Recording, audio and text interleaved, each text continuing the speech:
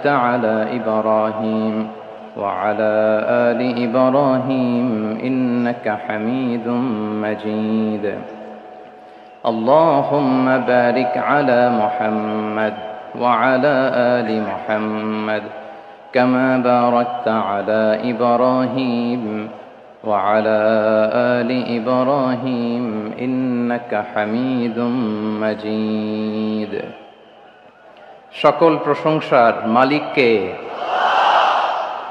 সকল ক্ষমতার উৎসকে, কেউ যেটা পারে না পারে কে?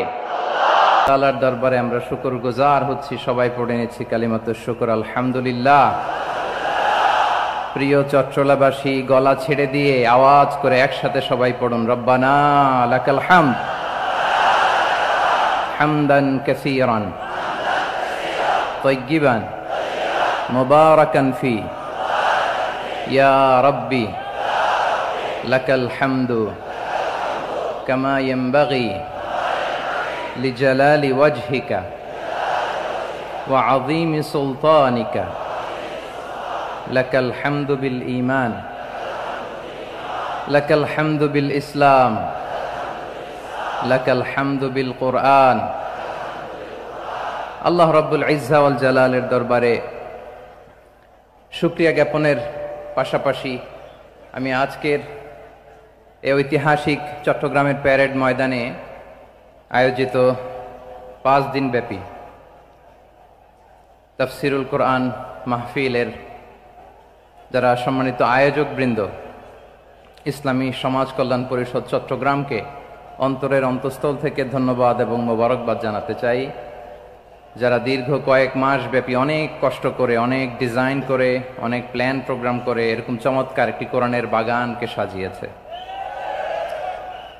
আজকের এই প্রোগ্রামের সম্মানিত সভাপতি, প্রধান অতিথি, বিশেষ অতিথি, মঞ্চে উপবিষ্ট উলামায়ে কেরাম, কমিউনিটি লিডার্স, চট্টগ্রামের বিভিন্ন পর্যায়ের বিভিন্ন দলের সামাজিক, ধর্মীয়, রাজনৈতিক নেতৃবৃন্দ, ব্যবসায়ী ভাইয়েরা, চাকরিজীবী ভাইয়েরা, শ্রমজীবী ভাইয়েরা, ছাত্র ভাইয়েরা, পর্দার আড়ালে আমার মায়েরা এবং বোনেরা, সাংবাদিক বন্ধুরা, মিডিয়া কর্মী, ইউটিউবার্স, ভলান্টিয়ার্স, আপনাদের সবাইকে অন্তরের অন্তঃস্থল থেকে শুভেচ্ছা জানাই, মোবারকবাদ জানাই।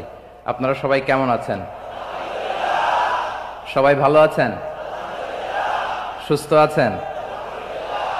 দোয়া করি আল্লাহ তাআলা আপনাদের সবাইকে ভালো রাখুন, সুস্থ রাখুন, নিরাপদে রাখুন। আমরা সবাই পড়ি আমিন। সম্মানিত সুধী, হযরতুল আল্লাম শহীদ মরহুম আল্লামা দেলওয়ার হোসেন সাঈদী রাহিমাহুল্লাহ, ওনার স্মৃতি বিজড়িত আজকের এই ঐতিহাসিক প্যারেড ময়দানের তাফসিরুল কোরআনের প্রোগ্রামে সব আছে। স্টেজ আছে, শ্রোতা আছে, প্যান্ডেল আছে, মিডিয়া কাভারেজ আছে, কিন্তু আমাদের কলিজার টুকরাটা আমাদের মাঝে নাই। আজকের এই প্রোগ্রামে আলোচক হয়ে এই চেয়ারে আমি না বসে ওই শ্রোতাদের কাতারে বসে যদি আমাদের আল্লামার নুরানি চেহারার দিকে তাকিয়ে ওয়াজ শুনতে পারতাম, আমাদের হৃদয়টা ঠান্ডা হয়ে যেত, আমাদের তৃষ্ণার্ত হৃদয় শান্ত হতো। সব আজকে আছে, কি যেন নাই, ঠিক কিনা বলেন? আল্লাহ তাআলা প্রতি 100 বছরে একজন মুজাদ্দিদ পাঠায়, প্রতি 100 বছরে একজন মুজাদ্দিদ, যিনি সমাজকে সংস্কার করেন। আল্লামা দেলওয়ার হোসেন সাঈদী রাহিমাহুল্লাহ ছিলেন তেমন একজন মুজাদ্দিদ। চিৎকার করে বলেন ঠিক কিনা? উনি শিরক বিদআতের আস্তানাকে তছনছ করে দিয়েছেন, তাওহীদের বাণীকে সমুন্নত করেছেন, গণমানুষের কাছে তাফসিরুল কোরআনকে জনপ্রিয় করেছেন। আজীবন আজীবন তিনি ইসলামকে বিজয়ী শক্তি হিসেবে দেখার স্বপ্ন দেখতেন। এত প্রাঞ্জল ভাষা, এত চমৎকার আধুনিক প্রেজেন্টেশন, গণমানুষের কাছে কোরআনের তাফসিরকে এভাবে জনপ্রিয় করে তোলার মতো ব্যক্তিত্ব আল্লামা সাঈদী ছাড়া দ্বিতীয় কেউ এই বাংলার ভূখণ্ডে নাই। এই যে তাফসিরুল কোরআন, এই যে টার্মিনোলজি, এই টার্মটাই উনি আসলে জনপ্রিয় করেছেন। আমরা আগে জানতাম না যে এভাবে তাফসির করা যায়, এভাবে scientific indications of the Holi কোরআনকে মানুষের কাছে পেশ করা যায়, এভাবে এত জীবন ঘনিষ্ঠ করে, এত ইন্টারেক্টিভ করে কোরআনের কথাগুলো মানুষের কাছে উপস্থাপন করা যায়। উনি অন্যায়ের বিরুদ্ধে সবসময় সোচ্চার ছিলেন, প্রতিবাদী কণ্ঠস্বর ছিলেন। ওনার আলোচনা শুনলে দেহের রক্ত টকবক করে ফুটতে থাকতো। আল্লাহু আকবার, আল্লাহু আকবার, আল্লাহু আকবার। He was a strong mouthpiece of Islamic revivalism. Islamic জাগরণের স্ট্রং মাউথপিস ছিলেন আল্লামা সাঈদী রাহিমাহুল্লাহ। অনেক দোয়া পেয়েছেন। আমরা পড়েছি, এমন জীবন তুমি করিবে গঠন, মরণে হাসিবে তুমি, কাঁদিবে ভুবন। গোটা বিশ্বকে তিনি কাঁদিয়েছেন। আল্লামা যখন ইন্তেকাল করলেন, আমি তখন মালয়েশিয়া থেকে যুক্তরাষ্ট্রে একটা কনফারেন্সে যোগ দিতে যাচ্ছি, কাতার এয়ারলাইন্সে। মালয়েশিয়া থেকে দোহাতে নামলাম। দোহায় যখন আমার ট্রানজিট, তখন শুনতে পেলাম যে আল্লামা বিদায় নিয়েছেন। সোশ্যাল মিডিয়ায় শুনে বিশ্বাস করতে পারলাম না। মুহূর্তের মধ্যেই মাসুদ সাইদি ভাইকে মেসেজ করলাম, উনি কোনো উত্তর দিতে পারলেন না। মাসুদ ভাইয়ের সাথে যখন কোলাকুলি করি, আমাদের শামীম ভাইয়ের সাথে যখন কোলাকুলি করি, মনে হচ্ছে আল্লামা সাইদির ঘ্রাণ পাই। শরীরটা লিটারালি কাঁপছিল, নিজেকে মানাতে পারছিলাম না, বিশ্বাস করতে পারছিলাম যে আসলে আল্লামা বিদায় নিয়েছেন। ইন দ্য মিন টাইম আমার সেকেন্ড ফ্লাইট দোহা টু নিউ ইয়র্ক, 12 ঘন্টার ফ্লাইটে উঠলাম। ইন্টারনেট থেকে বিচ্ছিন্ন হলাম। নামার পরে শুনলাম আল্লাহু আকবার, যেখানে ওনাকে কবরস্থ করার কথা ছিল সেখানেও কবর দিতে দেয়া হয় নাই। ছবিগুলো দেখতে লাগলাম, হাসিমাখা মুখ, হাসিমাখা নিথর দেহটা, মরণে হাসিবে তুমি, কাঁদিবে ভুবন। From east to west, from north to south, the entire globe, গোটা বিশ্ব ওনার জন্য কেঁদেছে। গোটা বিশ্ব কেঁদেছে, কাবার গিলাফ ধরে ধরে মানুষ চিৎকার করেছে। এর চেয়ে শ্রেষ্ঠ মৃত্যুকার হতে পারে? আমাদের আল্লামার আর কি পাওয়ার ছিল বলেন? আর কি পাওয়ার ছিল? কুল্লু নাফসিন যায়িকাতুল মাউত, যারাই দুনিয়াতে আসবে তারা ইন্তেকাল করবে, এটা আমরা মেনে নেই। আমাদের জন্মের পর থেকে এরকম চমৎকার সময় আমরা পাই নাই। এটাই আসল সময়। আমরা ইন্টারিম গভর্নমেন্টের কাছে দাবি জানাই, উচ্চতর তদন্ত কমিটি করে এটা কি হত্যাকাণ্ড ছিল নাকি স্বাভাবিক মৃত্যু ছিল, এই রিপোর্ট গণমানুষের কাছে প্রচার করে জানাতে হবে। এই দাবির সাথে কি সবাই আপনারা একমত? কারা কারা একমত হাত তুলে দেখান।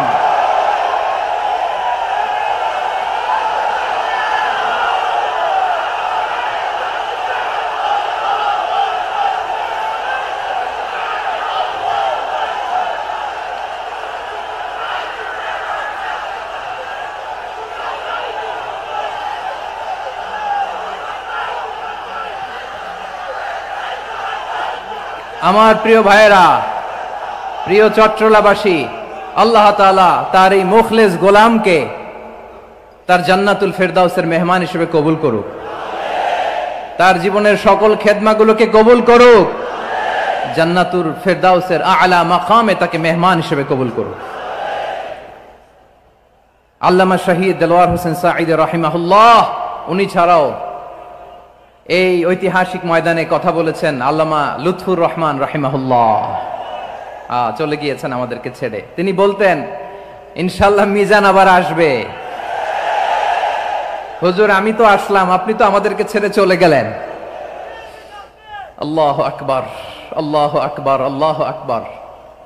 গলায় কোনো সুর ছিল না, সুর দিয়ে কথা বলতেন না, কিন্তু এত চমৎকার শব্দের বুনন, এত চমৎকার প্রেজেন্টেশন, এত চমৎকার ভাবে ঐতিহাসিক বর্ণনাগুলো তিনি উপস্থাপন করতেন। মন্ত্রমুগ্ধ হয়ে আমরা আল্লামা লুৎফুর রহমানের কথা শুনেছি। আমরা হযরতুল আল্লাম লুৎফুর রহমান রাহিমাহুল্লাহর জন্য এই বিশাল ময়দান থেকে দোয়া করছি, আল্লাহ তাআলা তুমি তোমার এই খাদেমকে জান্নাতের মেহমান হিসেবে কবুল করে নাও। আরো অনেক আল্লামারা এখানে কথা বলেছেন, বিশেষ করে বাইতুল শরফের মরহুম পীর সাহেব হুজুর থেকে শুরু করে আরো যারা যারা তারকাতুল্য ওলামায়ে কেরাম এই চট্টগ্রামের ময়দানে কথা বলেছেন, আলো ছড়িয়েছেন। আমরা এই লক্ষ লক্ষ তাওহীদি জনতাকে নিয়ে তাদের জন্য দোয়া করছি, আল্লাহ তাআলা ওনাদের জীবনের সকল ভুল ত্রুটি ক্ষমা করে দিয়ে তাদেরকে জান্নাতুল ফেরদাউসের মেহমান বানিয়ে নিক। আমরা এই ঐতিহাসিক প্যারেড ময়দানের প্রোগ্রাম থেকে স্মরণ করতে চাই 24-এর ছাত্র নাগরিক অভ্যুত্থানে আমার যে সমস্ত ছাত্র নাগরিক ভাইয়েরা দেহের তাজা রক্ত বিলি দিয়ে নতুন বাংলাদেশ আমাদেরকে উপহার দিয়েছে। বিশেষ করে আপনাদের এই চট্টগ্রামের শহীদ ফয়সাল, শহীদ ওয়াসিম সহ সকল শহীদকে আল্লাহ তাআলা কবুল করুক। আমরা সবাই পড়ি আমিন। প্রিয় ভাইয়েরা, আমি নগণ্য একজন কোরআনের ছাত্র, এত বিশাল মঞ্চে এত বড় প্ল্যাটফর্মে কথা বলা আমার জন্য সাজে না। তারপরও আমাদের মুরব্বীরা আমাদের ডানে বায়ে বসে আছেন, ওনাদের আদেশ ক্রমে, ওনাদের অনুমতি ক্রমে কিছু কথা আজকের এই ঐতিহাসিক প্রোগ্রামে আপনাদের সামনে উপস্থাপন করার চেষ্টা করব। ওমা তৌফিকি ইল্লা বিল্লাহ। প্রিয় ভাইয়েরা, 5 দিন ব্যাপী এই তাফসিরুল কোরআনের প্রোগ্রামে অনেক ওলামা হযরত কথা বলেছেন। যারা কোরআন সুন্নাহ থেকে আমাদেরকে কোরআনের কথাগুলো শোনালেন, আমরা যেন সেগুলো আমল করতে পারি, আল্লাহ আমাদেরকে তৌফিক দান করুক।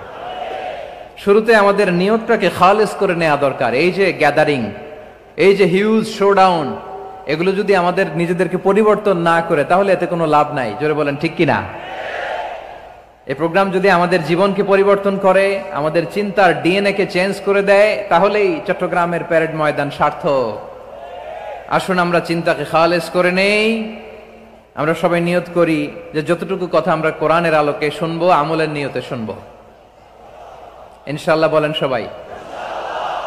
আপনারা সবাই ঠিকঠাক আছেন তো? কখন আসছেন আপনারা? সবাই আসছেন কখন? সকালে, কেউ দুপুরে, 9টায়? আল্লাহ আল্লাহ আল্লাহ। দুপুরের খাবার খাওয়ার সুযোগ হয়েছিল? খান নাই? রোজা রাখছেন? আহা, আমি কি দিয়ে বিদায় দেব আমার এই ভাইগুলোরে? আল্লাহ তুমি আমার ভাইগুলোরে কবুল করো। ইসলামের পক্ষের এই গণজোয়ারকে আগামীর বাংলাদেশের ইসলামের জন্য তুমি কবুল করো। যেই ভালোবাসা ইসলামের জন্য হয়, যেই গণজোয়ার কোরআনের জন্য হয়, পৃথিবীর কোন শক্তি দিয়ে সেটাকে আটকানো যায় না। জোরে বলেন ঠিক কিনা? এজন্য গ্রাজুয়ালি, সিস্টেম্যাটিক্যালি, মেথোডোলজিক্যালি আমাদেরকে আগাতে হবে, শুধু আবেগ দিয়ে নয়। বিবেকেরও দরকার আছে না নাই? প্রিয় ভাইয়েরা, আসুন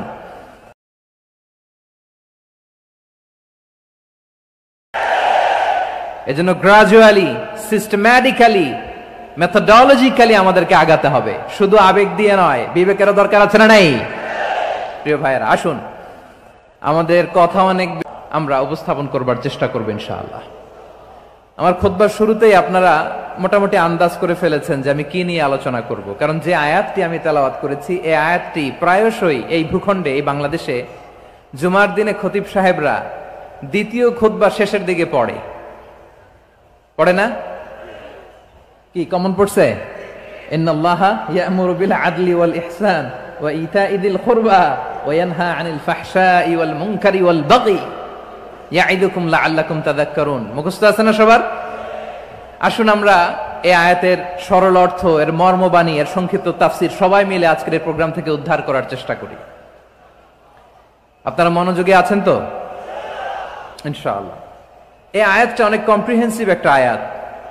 সাইয়েদনা আব্দুল্লাহ ইবনে মাসউদ রাদিয়াল্লাহু তাআলা আনহু উনি বলেছেন, ইন্নাহা মিন আজমাই আয়াতিল কুরআন। এটা কোরআনের সবচেয়ে জামে মানে আয়াত। যদিও ছোট্ট আয়াত, অল্প কিছু কথামালা, কিন্তু তিনি বলতেন এটা কোরআনের সবচাইতে জামে মানে সবচেয়ে কম্প্রিহেন্সিভ একটা আয়াত, যেখানে কথা কম, শব্দ কম, কিন্তু এটার দোতনা, এটার আবেদন, এটার মিনিং অনেক বেশি। সুবহানাল্লাহ। এই আয়াতে আল্লাহ তাআলা বেসিক্যালি আমাদেরকে 3টা বিষয়ে আদেশ করেছেন আর 3টা বিষয়ে বারণ করেছেন, মানে নিষেধ করেছেন। আওয়াজ করে বলুন, আদেশ করেছেন কয়টা? প্রিয় চট্টলার ভাইয়েরা, আমার মতো এই যে 3 আঙ্গুল উঁচু করে বলেন, আদেশ করেছেন কয়টা? আবার নিষেধও কয়টা? মানবো তো আমরা ইনশাআল্লাহ? বলেন সবাই। 3 do's and 3 don'ts, do's and don'ts। 3টা আদেশ, 3টা নিষেধ। এই 3টা আদেশ আর 3টা নিষেধের ভেতরে আল্লাহ তাআলা গোটা ইসলামী শরিয়ার মূল নির্যাসকে ঢুকিয়ে দিয়েছেন। সুবহানাল্লাহ। এই ছোট্ট একটা আয়াতে গোটা ইসলামী শরিয়ার, the gist, the cream of the creams, গোটা ইসলামী শরিয়ার মূল নির্যাসকে আল্লাহ ঢুকিয়ে দিয়েছেন। 3টা আদেশ আর 3টা নিষেধ। আসুন আমরা সরাসরি কোরআন থেকে শুনি, সবাই পড়ুন। আউযু বিল্লাহি মিনাশ শাইতানির রাজীম। বিসমিল্লাহির রহমানির রহিম। ইন্নাল্লাহা ইয়া'মুরু বিল আদলি ওয়াল ইহসানি ওয়া ইতাই যিল কুরবা ওয়া ইয়ানহা আনিল ফাহশাই ওয়াল মুনকারি ওয়াল বাগি ইয়া'ইযুকুম লা'আল্লাকুম তাযাক্কারুন।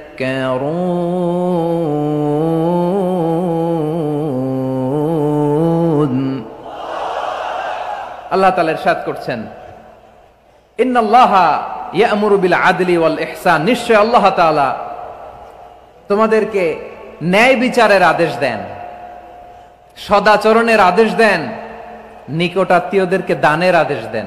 আদেশ কয়টা? আওয়াজ করে সবাই বলুন তো কয়টা? নিশ্চয় আল্লাহ তাআলা তোমাদেরকে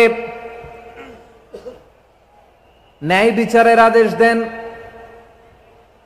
সদাচরণের আদেশ দেন, তিনি তোমাদের নিকট আত্মীয়দেরকে দানের আদেশ দেন, আর তিনি তোমাদেরকে অশ্লীলতা থেকে নিষেধ করেন, মন্দ কাজ থেকে নিষেধ করেন, অবাধ্যতা সীমা লঙ্ঘন থেকে নিষেধ করেন। তিনি তোমাদেরকে উপদেশ দেন যাতে তোমরা শিক্ষা গ্রহণ করো। সুবহানাল্লাহ। উপদেশ দিচ্ছে স্বয়ং কে? তিনটা জিনিসের আদেশ। ইয়া'মুরু বিল আদল, সুবিচার ন্যায় বিচারের আদেশ তিনি দেন। ইহসানের আদেশ দেন, যাতে আমরা ইহসান করি, একে অপরের প্রতি সুবিচার করি, মহানুভবতা দেখায়, অনুগ্রহ দেখায়, আর নিকট আত্মীয়দেরকে যেন আমরা দান করি। এই তিনটা আদেশ তিনি দিয়েছেন। আর কোন তিনটা জিনিস থেকে তিনি বারণ করেছেন? অশ্লীলতা, ফাহশা, মুনকার, মানে সব মন্দ আর অসৎ কাজ, এগুলো থেকে তিনি আমাদেরকে বারণ করেন। ওয়াল বাগি, অবাধ্যতা, সীমা লঙ্ঘন, এই তিনটা কাজ থেকে তিনি আমাদেরকে বারণ করেন। তিনি আমাদেরকে উপদেশ দেন, স্বয়ং আল্লাহ তাআলা আমাদেরকে উপদেশ দেন যাতে করে আমরা শিক্ষা গ্রহণ করি। সুবহানাল্লাহ পড়ে। তাহলে আসুন আমরা ধরে ধরে একটা একটা করে সামনের দিকে আগাই। আল্লাহ তাআলা প্রথমে আমাদেরকে আদেশ দিয়েছেন আদালের। ইন্নাল্লাহা ইয়া'মুরু বিল আদল, আওয়াজ করে বলুন আল আদাল। সবাই পড়ুন আল আদাল। আমরা উর্দু জানি, হিন্দি জানি, অনেকে ইংরেজিও জানি, কিন্তু আরবি শব্দগুলো আমাদের মুখ দিয়ে বেরোতে চায় না। আওয়াজ করে বলুন আল আদাল। মাশাআল্লাহ। ইন্নাল্লাহা ইয়া'মুরু বিল আদল, আল্লাহ তাআলা আমাদেরকে আদলের আদেশ দেন। আদল অনেকে না বুঝলেও আদালত শব্দটা বুঝবেন। আদালত, আদালত, আদালত বুঝেন না? যেখানে বিচার কার্যের ফয়সালা করা হয়, কোর্ট কাচারি আদালত, এটা তো ভেরি কমন। এটা শুনছেন না সবাই? আদালত, যেখানে ন্যায় বিচার হবে, সুশাসন হবে। কিন্তু ভাগ্যের কি নির্মম পরিহাস, ওখান থেকে মিথ্যা সাক্ষী দিয়ে মনমতো রায় দিয়ে দেয়া হয়। এগুলোর পরিবর্তন হওয়ার দরকার আছে না নাই?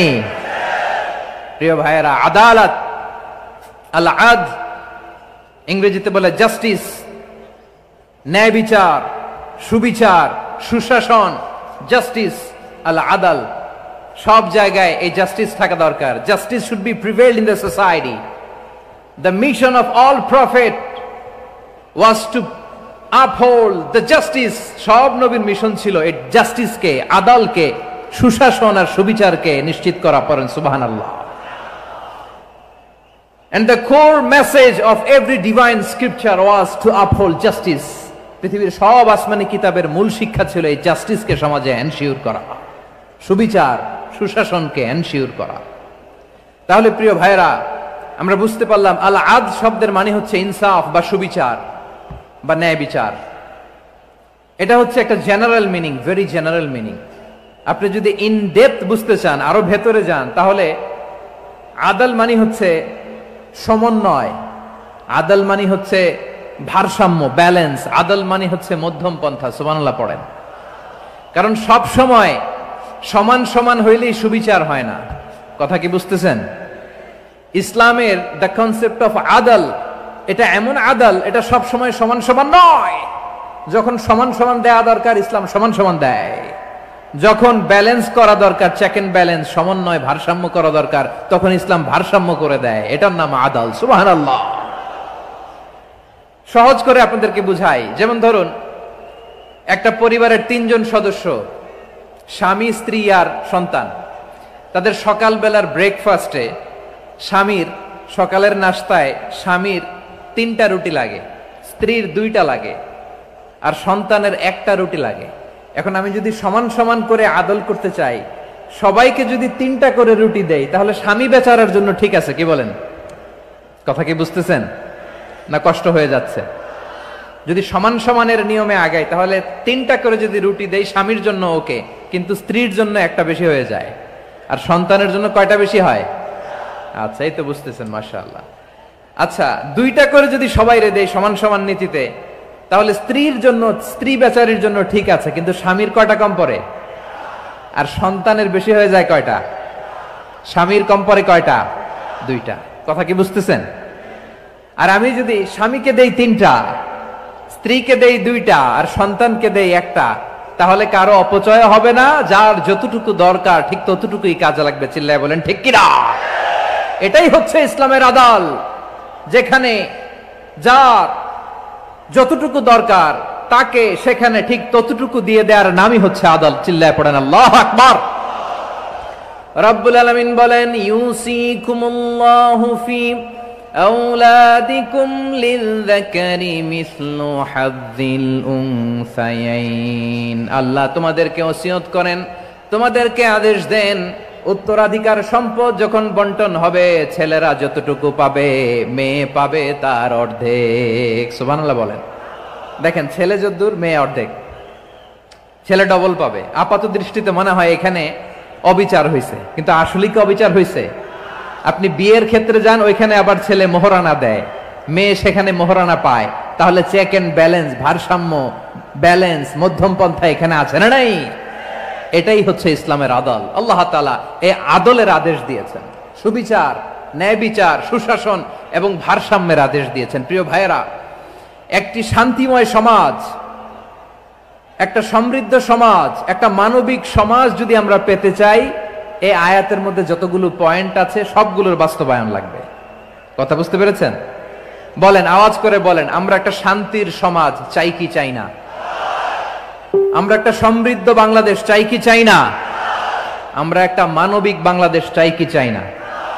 এই আয়াতে আল্লাহ তাআলা একটা মানবিক সমাজের রূপরেখা টেনেছেন। তার প্রথম কথা হচ্ছে, ইন্নাল্লাহা ইয়ামুরু বিল আদল। আল্লাহ তাআলা তোমাদেরকে আদলের নির্দেশনা দেয়, সুবিচার, সুশাসনের নির্দেশনা দেয়। যে সমাজে আদল থাকে না, সেই সমাজে জুলুম মানুষের ঘাড়ে চেপে বসে। আদলের বিপরীত হচ্ছে জুলুম। আদলের বিপরীত কি? জুলুম বা জাওর, অত্যাচার, অবিচার, বৈষম্য। এই যে বৈষম্য বিরোধী ছাত্র আন্দোলন কেমন পড়ছে? এই যে একজন সমন্বয়ক তো দেখা করলো আমার সাথে। জুলুম মানে হচ্ছে বৈষম্য। বৈষম্যের স্থান ইসলামে নাই, অবিচারের স্থান ইসলামে নাই, জুলুমের স্থান ইসলামে নাই। আল্লাহ তাআলা বলেন যে আমি জুলুমকে নিজের জন্য হারাম করেছি এবং তোমাদের জন্য হারাম করেছি। বিশ্বনবী ফরমান, আল্লাহ তাআলা বলেন হাদিসে কুদসিতে, ইয়া ইবাদি ইন্নী হারামতুয যুলমা আলা নাফসি ওয়া জাআলতুহু বাইনাকুম মুহাররামান ফালা তাযালামু। আমার গোলামেরা শোনো, নিশ্চয় আমি আল্লাহ তাআলা জুলুমকে আমি আমার উপরে হারাম করেছি, অনুরূপভাবে জুলুম করাকে তোমাদের উপরেও হারাম করেছি। ফলে ফালা তাযালামু, তোমরা একে অপরের সাথে জুলুম করো না। নির্দেশনাটা কার? খবরদার, জুলুমের সাথে আমাদের কোনো সম্পর্ক নাই। আল্লাহ তাআলা আদলের আদেশ দিয়েছেন, আদালতের আদেশ দিয়েছেন, সুশাসনের, ন্যায় বিচারের আদেশ দিয়েছেন। ইন্নাল্লাহা ইয়ামুরু বিল আদল। আমাদেরকে আদল প্রতিষ্ঠা করতে হবে। জুলুমের সাথে ইসলামের কোনো সম্পর্ক নাই। আল্লাহ তাআলা জালিমদের জন্য কঠিন শাস্তি প্রস্তুত করে রেখেছেন। যারা এই আদলকে ভুলুণ্ঠিত করে জুলুমের রাস্তায় হাঁটতে চায়, তাদের প্রাপ্য কিয়ামতের ময়দানে বুঝিয়ে দিবে কে? আল্লাহ তাআলা তাদের প্রাপ্যকে বুঝিয়ে দিবেন। এজন্য বিশ্বনবী বলে, খবরদার, তোমরা ইনসাফ করবে, আদল করবে, জুলুম করবে না। আয-যুলমু যুলুমাতুন ইয়াউমাল কিয়ামা। জুলুম কিয়ামতের দিন অন্ধকার হয়ে জালিমের ঘাড়ে চেপে বসবে। আবার বিশ্বনবী বলতেন, ইত্তাকি দাওয়াতাল মাজলুম। খবরদার, তোমরা মজলুমের কান্নাকে ভয় করো। ফাইন্নাহু লাইসা বাইনাহু ওয়া বাইনাল্লাহি হিজাব। কেননা মজলুমের কান্নার মাঝে আর আল্লাহর আরশের মাঝে কোনো পর্দা থাকে না। বিশ্বাস হয়? এই কথা বিশ্বাস হয়? এর জলজ্যান্ত প্রমাণ তো আমরা নিজেরাই দেখলাম। হ্যাঁ, মজলুমের কান্না ফুলে ফেপে মহিরুহ হয়ে পাহাড়ের মতো হয়ে বিস্ফোরিত হয়ে জালিমের মসনদকে ছারখার করে দিয়েছে। এর প্রমাণ তো আমরা নিজেরাই তো দেখলাম। জালিমের পরিণতি কি হয় আমরা জীবদ্দশাই তো দেখলাম। এমনও কোন জুলুম নাই যে হয় নাই, ঠিক কিনা বলেন? আহারে জুলুম, আহারে জুলুম। রিসেন্টলি আয়না ঘরের কিছু ছবি প্রকাশিত হয়েছে সোশ্যাল মিডিয়ায়, দেখেছেন আপনারা? হ্যাঁ, ছোট্ট একটা জায়গা, স্বাধীন মানুষকে প্রাণীর মতো পাখির মতো খাঁচায় বন্দি করে রেখেছে। কখন দিন কখন রাত কিচ্ছু জানে না, কখন দিন কখন রাত কিছু জানে না। বছরের পর বছর কেটে গিয়েছে। এক্সট্রা জুডিশিয়াল কিলিং এর কোনো হিসাব নাই, বিচার বহির্ভূত হত্যা, এনফোর্স ডিসঅ্যাপিয়ারেন্স, গুম, যেটা সবচাইতে বড় মানবতা বিরোধী অপরাধ। কত মানুষ যে গুম হয়েছে তার কোনো ইয়ত্তা নাই। যেই ফ্যামিলির সদস্য গুম হয়েছে তারা কি ওই লোকটার জন্য মাগফিরাতের দোয়া করবে নাকি সুস্বাস্থ্যের দোয়া করবে তারা নিজেরাও জানতো না। তারুণ্যের, তাদের যৌবনের 15 বছর 16 বছর 17 বছর নাই।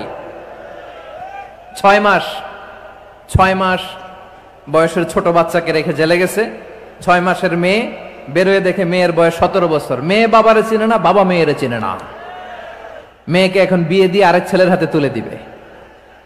মেয়ের শৈশব বাবা দেখে নাই, মেয়ের কৈশোর বাবা দেখে নাই, মেয়ের তারুণ্য দেখে নাই। আরেক যুবককে দেখলাম 14 বছরের 14 দিনের সংসার, 2 সপ্তাহের সংসার শেষে জেলে গেছে। কত যুবকের যে স্ত্রী চলে গিয়েছে ফ্যামিলি ছেড়ে, কারণ জানে না তো কবে আসবে কি হবে, কেউ জানতো না। দাম্পত্য জীবনের মাত্র 14 দিনের স্মৃতি, এই স্মৃতিকে আঁকড়ে ধরে এক বোন 16টা বছর 17টা বছর কাটিয়ে দিয়েছে। আমি নিউজটা দেখে ভাবলাম আমার এই বোনের প্রতিটি দিন কিভাবে কেটেছে, প্রতিটি রাত কিভাবে কেটেছে, প্রতিটি ক্ষণ কিভাবে কেটেছে। বিশ্বনবী বলেছেন, ইত্তাকি দাওয়াতাল মাজলুম ফাইন্না লাইসা বাইনাহু ওয়া বাইনাল্লাহি হিজাব। মাজলুমের কান্নাকে ভয় করো, কারণ মাজলুমের কান্না আর আল্লাহর মাঝে কোনো পর্দা থাকে না। আমরা আর এরকম কোন জুলুম বাংলাদেশে দেখতে চাই না। জোরে বলেন ঠিক কিনা? আর কেউ নতুন করে জালিম হোক আপনারা চান? আবার নতুন করে কেউ ফ্যাসিস্ট হোক আপনারা চান? এক দল আরেক দলকে নিশ্চিহ্ন করার রাজনীতিতে মেতে উঠুক এটা আপনারা চান? আমরা বাংলাদেশকে আদল দিয়ে সাজাতে চাই। আমরা এই 56,000 বর্গ মাইলের প্রতিটা ইঞ্চি মাটিকে কোরআনের আইন দিয়ে সাজাতে চাই। রাজি আছেন আপনারা? কারা কারা রাজি দেখান হাত তুলে আল্লাহকে।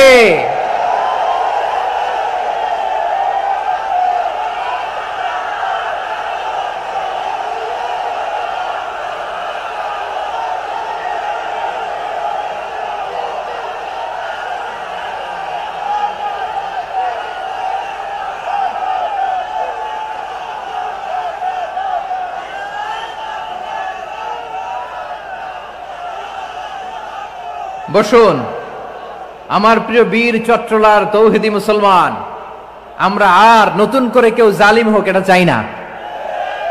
নতুন করে আবার কেউ ফ্যাসিস্ট হোক আমরা চাই না। এক দল আরেক দলকে নিশ্চিহ্ন করার রাজনীতি করুক আমরা চাই না। আমরা সুশাসনের বাংলাদেশ চাই। আমরা মানবিক বাংলাদেশ চাই। আমরা একটা সমৃদ্ধ বাংলাদেশ চাই। আমরা বিশ্বের বুকে সম্মান নিয়ে মাথা উঁচু করে দাঁড়াতে চাই, ঠিক কিনা বলেন?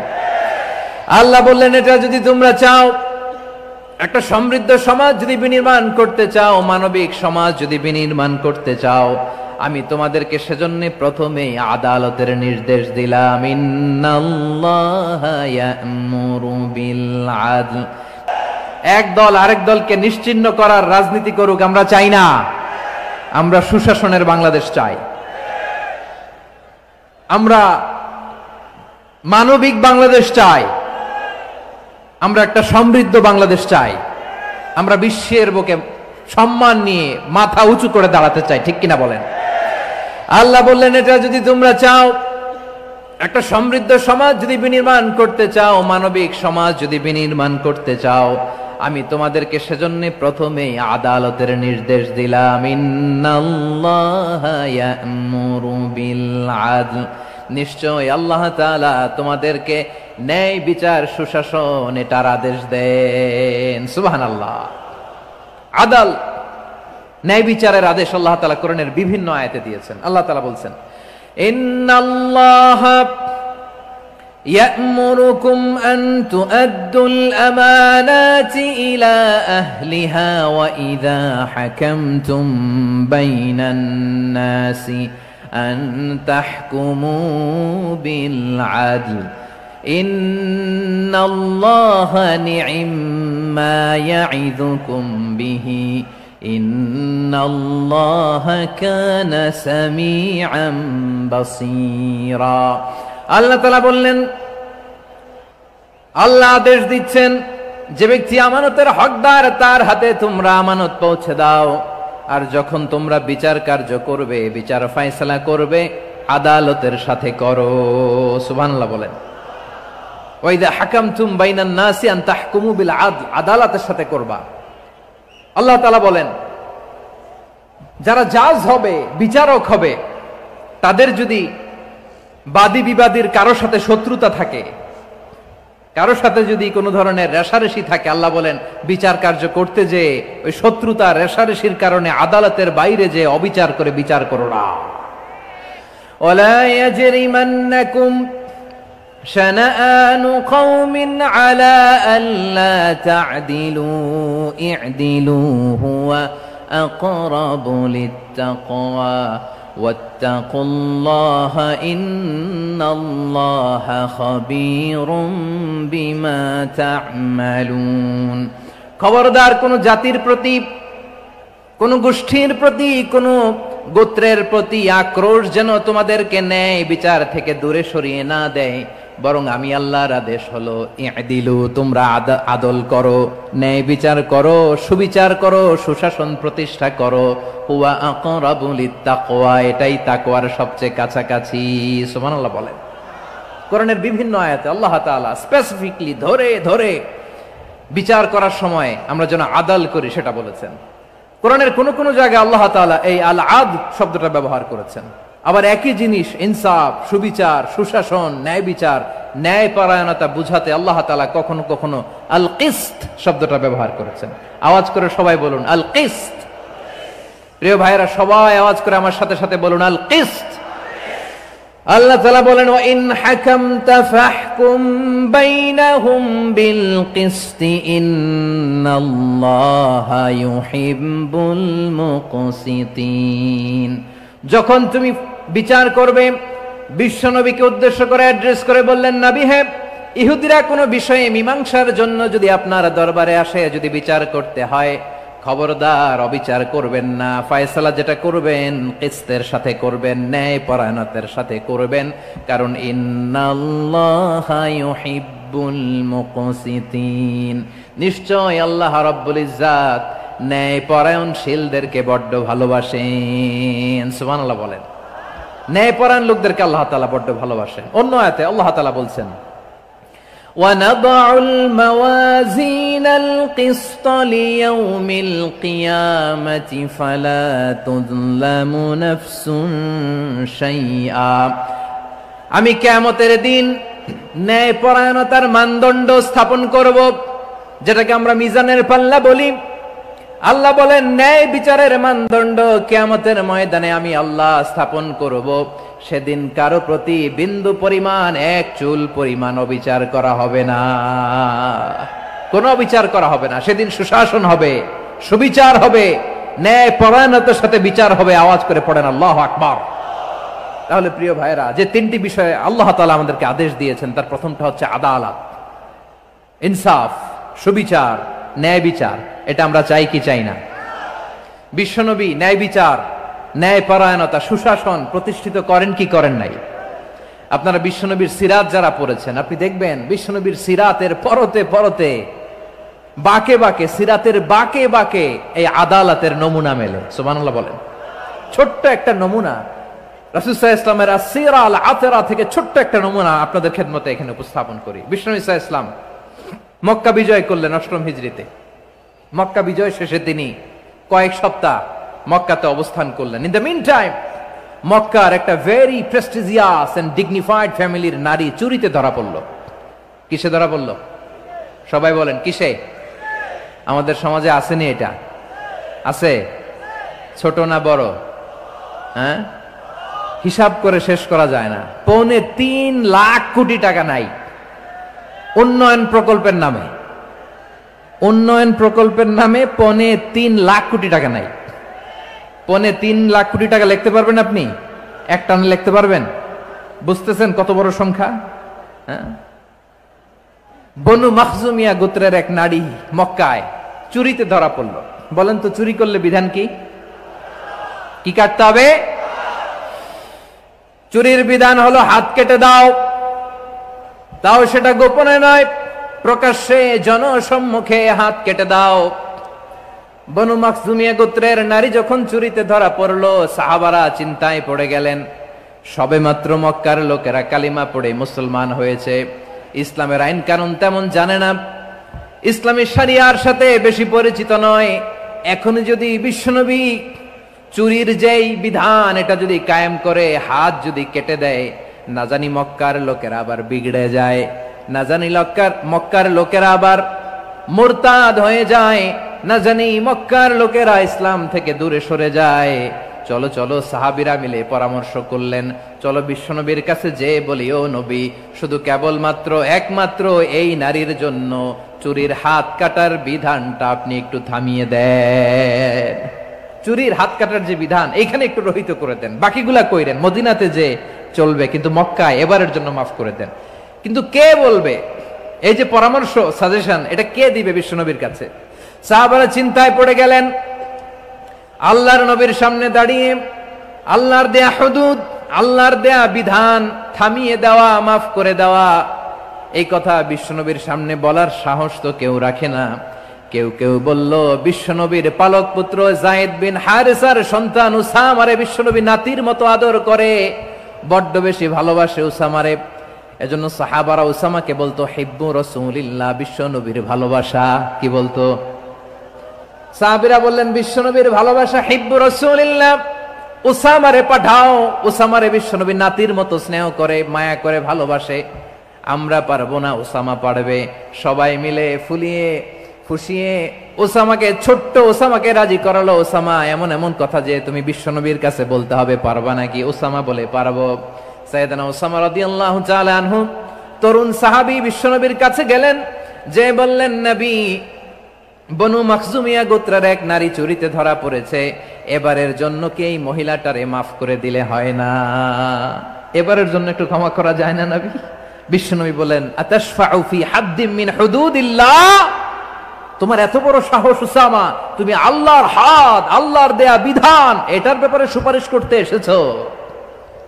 তোমরা কি জানো তোমাদের আগে যত কওম, যত গোত্র, যত জনপদ ধ্বংস হয়েছে তার কারণ ছিল তাদের মধ্যে গরিবরা অন্যায় করলে তারা বিচার করত, আর ধনীরা অন্যায় করলে তারা মাফ করে দিত। খবরদার! ওয়া আইমুল্লাহ লাউ আন্না ফাতিমাতা বিনতি মুহাম্মাদিন সারাকাত লাকাতা মুহাম্মাদুন ইয়াদাহা।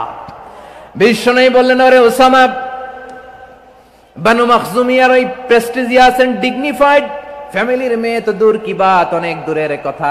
জেনে রেখো ওসামা, আমার কলিজার টুকরা, নয়নের পুটুলি ফাতেমাও যদি মক্কার জমিনে আজকে এই চুরির দায়ে ধরা পড়তো, আমি বিশ্বনবী মুহাম্মাদুর রাসূলুল্লাহ ধরে ফাতেমার ডান হাতটা কেটে দিতে এক বিলম্ব দেরি করতাম না।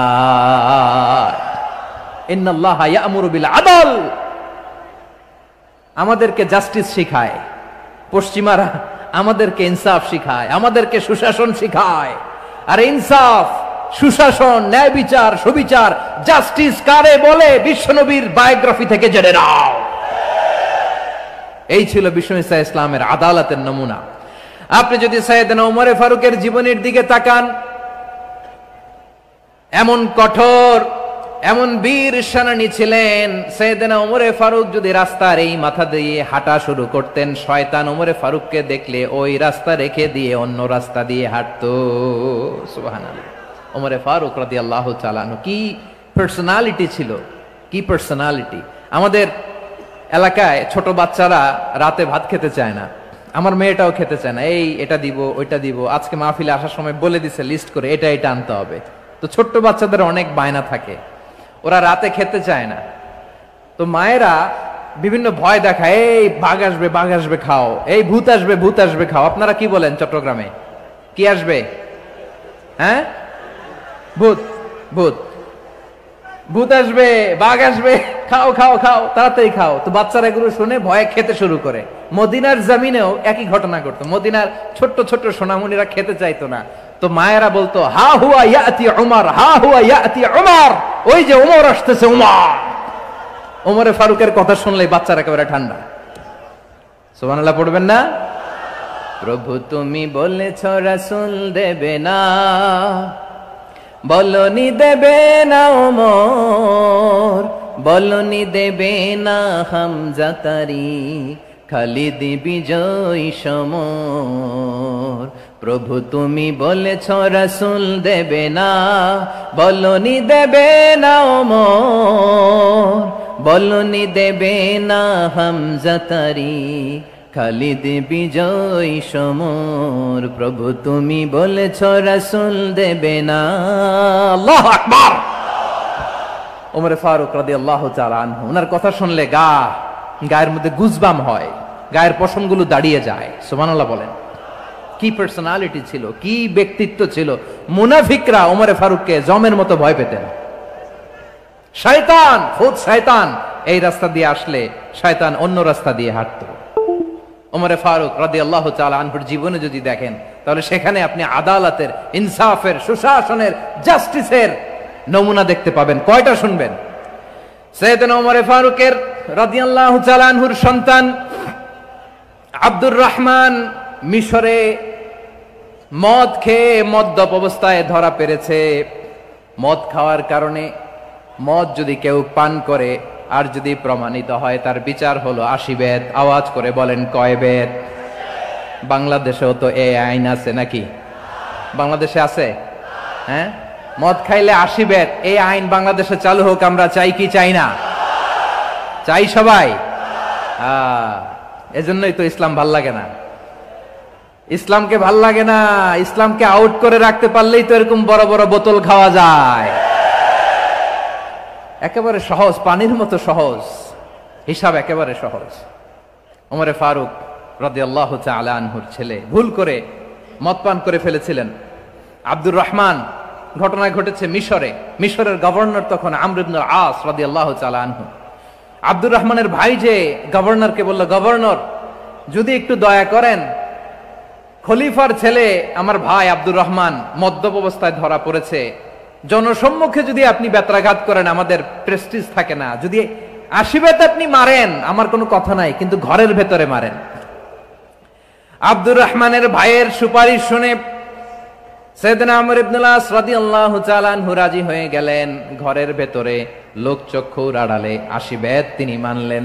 কিন্তু ঘটনাক্রমে এই কথা লুকিয়ে লুকিয়ে ঘরের ভেতরে 80 বেত মারার কথা সাইয়েদনা ওমর ফারুক মদিনা থেকে জানতে পারলেন। মদিনা থেকে তিনি ফরমান জারি করলেন, এই বিচার যেমনটি আমর ইবনে আস আদায় করেছে, এটা প্রকৃতপক্ষে আদায় হয় নাই।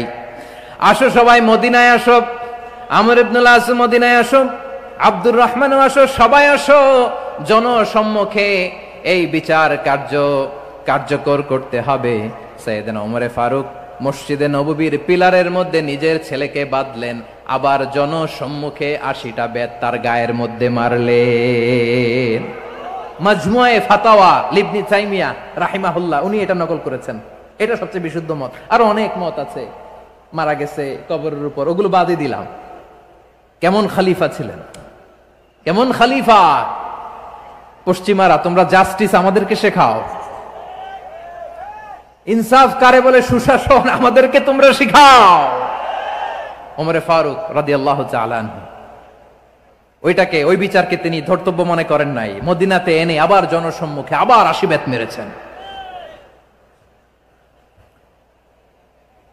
মিশরে ওমর ফারুক রাদিয়াল্লাহু তাআলা আনহু আমর ইবনে আসকে গভর্নর করে পাঠালেন।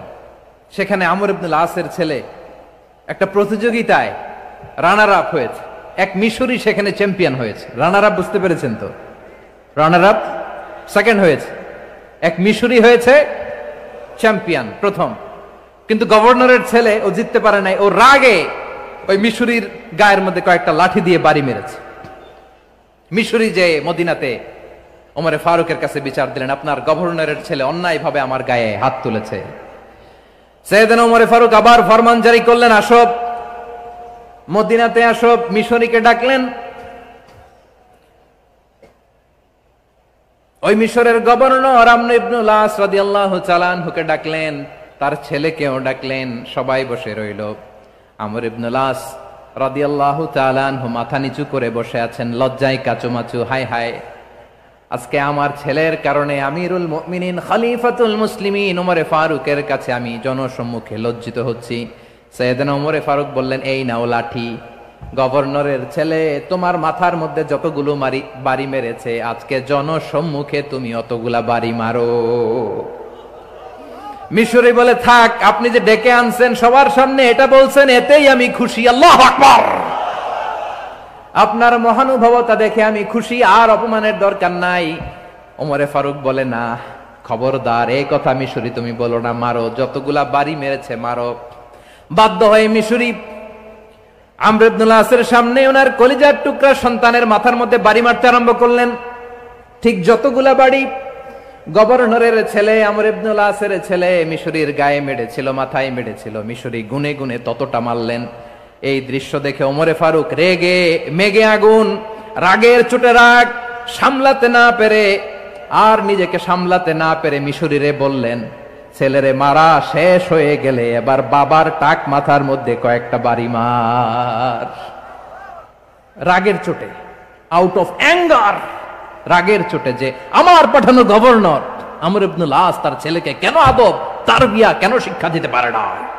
ছেলেরে মারা হইলে এবার আমর ইবনুল আসের মাথার মধ্যে দুইটা মারো। এটা রাগে বলেছেন, এটা শাস্তি হিসেবে না। সুবহানাল্লাহ পড়ে। তোমরা আমাদেরকে সুশাসন শিখাও, আমাদেরকে সুশাসন শিখাও। বিশ্বনবী বলেন, আদল এটা যেন তেন বিষয় না, এটা দিয়েই মানবিক সমাজ গড়তে হবে। আল্লাহ তাআলা কিয়ামতের কঠিন ময়দানে, যেদিন স্বামী স্ত্রীকে চিনবে না, স্ত্রী স্বামীকে দেখে পালিয়ে যাবে, বন্ধু বন্ধুরে চিনবে না, পীর সাহেব মুরিদরে চিনবে না, মুরিদ পীর সাহেবরে চিনবে না, দলের কর্মী তার নেতারে চিনবে না, নেতা তার কর্মীরে চিনবে না, বন্ধু বন্ধুরে দেখে পালাবে। এই কঠিন মুহূর্তে সূর্যটা মাথার কাছে চলে আসবে, জমিনটা তামার জমিন হবে। আজকের জমিনের মতো নয়, মানুষ ঘর্মাক্ত, ক্লান্ত, শ্রান্ত মাথার মগজগুলো কানের ছিদ্র আর নাকের ছিদ্র দিয়ে বেয়ে বেয়ে পড়বে। বিশ্বনবী ফরমান, কিয়ামতের ওই কঠিন ময়দানে 7 শ্রেণীর ব্যক্তিকে রব্বুল আলামিন তার আরশের নিচে ছায়া দিবেন। তার মধ্যে প্রথম শ্রেণীর ব্যক্তি হলো ইমামুন আদিল। ইমামুন আদিল, ন্যায়পরায়ণ শাসক,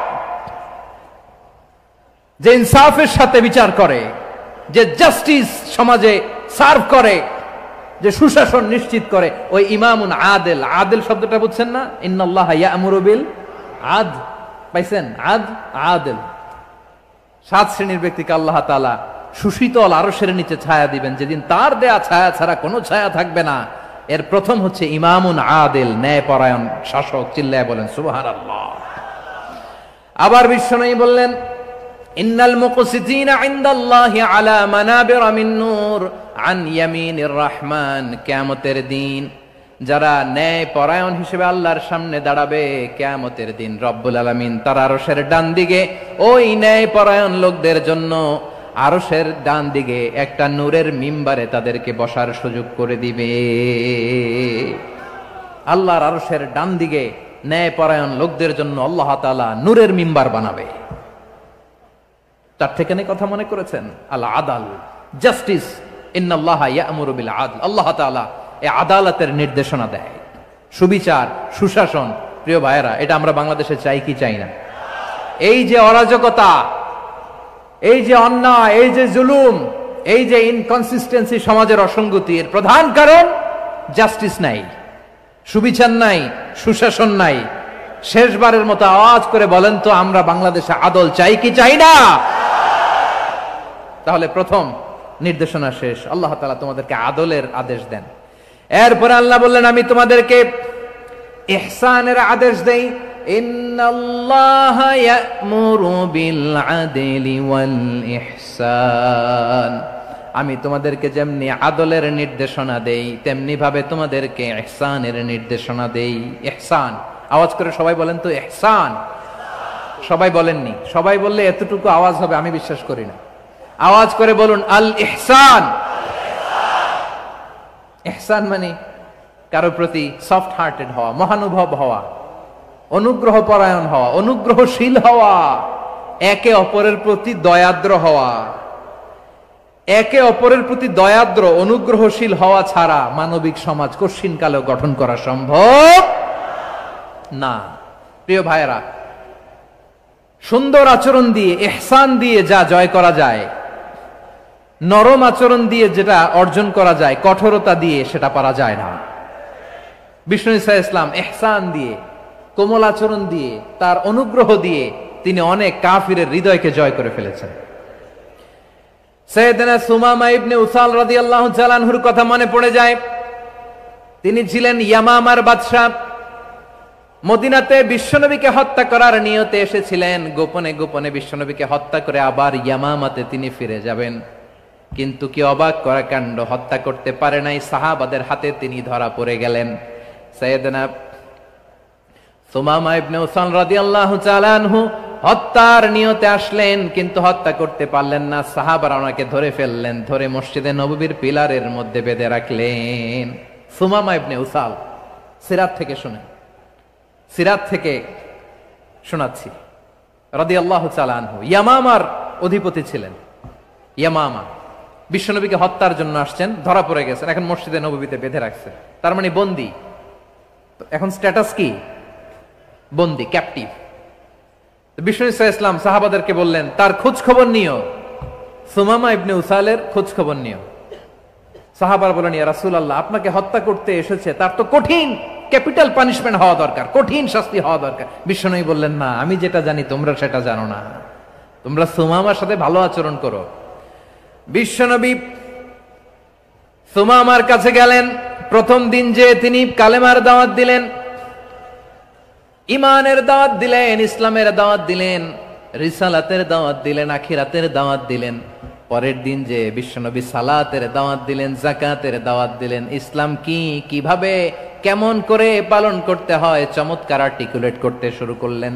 তন্ময় হয়ে সুমামা ইবনে উসাল রাদিয়াল্লাহু তাআলা আনহু বিশ্বনবীর কথাগুলো শুনতে আরম্ভ করলো। একদিন নয়, দুই দিন নয়, টানা 3 দিন বিশ্বনবী সুমামার কাছে ইসলামকে প্রেজেন্ট করেছেন, উপস্থাপন করেছেন। আওয়াজ করে বলেন কয় দিন? 3 দিন। 3 দিন মসজিদে নববীতে বাধা। আর সাহাবীদেরকে বললেন তার খোঁজ খবর নিও, তোমরা যে রুটি বানাও এর মধ্যে সবচেয়ে ভালো আটার রুটিটা তারে দিও, সবচেয়ে রিফাইন্ড খেজুর, যেটা পিওর খেজুর, এটা তারে দিও। আর বিশ্বনবী নিজের উট থেকে দুধ দহন করে ওনার বাড়ির এক কর্মচারীকে বলেছেন দুধ দহন করে সুমামার জন্য নিয়ে যেও। সুবহানাল্লাহ পড়বেন না? সবাই তো অবাক, ইয়ামামা থেকে আসছে নবীকে হত্যা করতে, বিশ্বনবী দেখে তারে জামাই আদর করে, তাকে মজার মজার খাবার দিও, দুধ দিও, আদর আপ্যায়ন করো। একদিন নয়, 2 দিন নয়, টানা 3 দিন বিশ্বনবী এভাবে সুমামার কাছে যেয়ে যেয়ে ইসলামকে প্রেজেন্ট করতে আরম্ভ করলেন, ইসলামকে উপস্থাপন করতে শুরু করলেন। আর তাকে চমৎকার এন্টারটেইনমেন্ট, আপ্যায়ন দিতে আরম্ভ করলেন। টানা 3 দিন যখন ইসলামের দ্য বিউটিজ অফ ইসলাম, ইসলামের সুমহান বাণী, সৌন্দর্য তার কাছে উপস্থাপন শেষ, তাকে আপ্যায়ন শেষ, বিশ্বনবী বললেন সাহাবাদেরকে যাও এবার সুমামার হাতের পায়ের রশি দুটো খুলে দাও। সাহাবারা বললেন ইয়া রাসূলুল্লাহ, কি বলেন আপনি? ও তো হত্যাকারী, সুযোগ পায় নাই, আপনারে মারতে পারে নাই, ছেড়ে দিলে আবার ও আপনার উপর তলোয়ার নিয়ে ঝাঁপিয়ে পড়বে। নবী এই সিদ্ধান্ত আপনি নিতে যাবেন না। বিশ্বনবী বললেন যেটা বলেছি সেটা করো, সুমামার রশিগুলো ছেড়ে দাও, সুমামার হাতে পায়ের রশিগুলো যে তোমরা খুলে দাও। সাহাবারা তর্ক জুড়ে দিলেন, লা ইয়া রাসূলুল্লাহ, এমনটা করবেন না, তো ভয়ঙ্কর, ভয়ঙ্কর খুনি, কি জানি কি হয়ে যায়। বিশ্বনবী বললেন না, তার হাতে পায়ের রশিগুলো খুলে দাও। সাহাবারা বিশ্বনবীর কথা মতো তার হাতে পায়ের রশিগুলো খুলে দিল। সুমামা মুহূর্তের মধ্যে মসজিদে নববী থেকে বের হয়ে ইয়ামামায় ফিরে না যে মসজিদে নববীর পাশে একটা খেজুর বাগান ছিল, সেখানে চলে গেলেন। সেখানে একটা ছোট্ট কুয়া ছিল, কুয়ার পানি দিয়ে তিনি গোসল করলেন। সুবহানাল্লাহ পড়েন। কুয়ার পানি দিয়ে গোসল করে মসজিদে নববীর সামনে এসে বিশ্বনবী এবং সাহাবাদের সামনে দাঁড়িয়ে সাব্বাবা উঁচু করে বললেন, আশহাদু আল্লা ইলাহা ইল্লাল্লাহ ওয়া আশহাদু আন্না মুহাম্মাদান আবদুহু ওয়া রাসূলুহু। আল্লাহু আকবার। আমি সাক্ষ্য দিচ্ছি আল্লাহ ছাড়া কোনো ইলাহ নাই, আর মুহাম্মদ আল্লাহ তাআলার প্রেরিত বান্দা এবং রাসূল। প্রিয় ভাইয়েরা, ইহসান দিয়ে যা জয় করা যায়, কঠোরতা দিয়ে সেটা কঠিনকালেও জয় করা যায় না। আওয়াজ করে বলেন ঠিক কি না? এবার সুমামা দাঁড়িয়ে বলে, ওগো নবী, আমি তো কালিমা পড়ে মুসলমান হয়ে গেলাম, এবার শোনেন, এই মুহূর্তের আগে আপনার চেহারার চাইতে নিকৃষ্ট কোনো চেহারা আমার কাছে ছিল না, কিন্তু শাহাদা পাঠ করার পরে আপনার চেহারার চাইতে উত্তম শ্রেষ্ঠ কোনো চেহারা আমার কাছে আর নাই। ও নবী, আজকের দিনের আগে ইসলাম ধর্মের চেয়ে নিকৃষ্ট অপছন্দনীয় কোনো ধর্ম আমার কাছে ছিল না, কিন্তু এই মুহূর্ত থেকে ইসলামের চেয়ে সেরা শ্রেষ্ঠ পছন্দনীয় কোনো ধর্ম আমার কাছে নাই। নবী গো, আজকের দিনের আগে মদিনার চাইতে অপছন্দনীয় নিকৃষ্ট কোনো শহর আমার কাছে ছিল না, কিন্তু এই মুহূর্তের পর থেকে মদিনার চাইতে কোনো শ্রেষ্ঠ শহর আমার জানা নাই। সে ছিল গমের বড় ডিলার, গম বেচতো। কি বেচতো? তার গম কিনে মক্কার লোকেরা রুটি খাইতো। সে ঘোষণা দিল, আজকে থেকে মক্কাবাসীদের জন্য সব গম আমি হারাম করে দিলাম, মক্কাবাসী এখন না খেয়ে মরে। সুবহানাল্লাহ পড়বেন না? মক্কাবাসী বিশ্বনবীর কাছে আসলেন, এসে বললেন, মুহাম্মদ, আমরা তো তোমার ভাই, তোমার চাচা, তোমার ভাতিজা, তোমার আত্মীয়, তুমি সুমামারে বলো সে যেন আবার গমের সাপ্লাই মক্কার জন্য অনুমতি দিয়ে দেয়। বিশ্বনবীর অনুমতি ক্রমে সুমামা আবার মক্কাতে গম পাঠাতে শুরু করলো। পড়েন সুবহানাল্লাহ। ইহসান, ইহসান দিয়ে আপনি যেটা জয় করতে পারবেন, you can win the heart of your enemies. ইহসান দিয়ে আপনি আপনার শত্রুর হৃদয়কে জয় করতে পারবেন। আওয়াজ করে বলেন ঠিক কি না?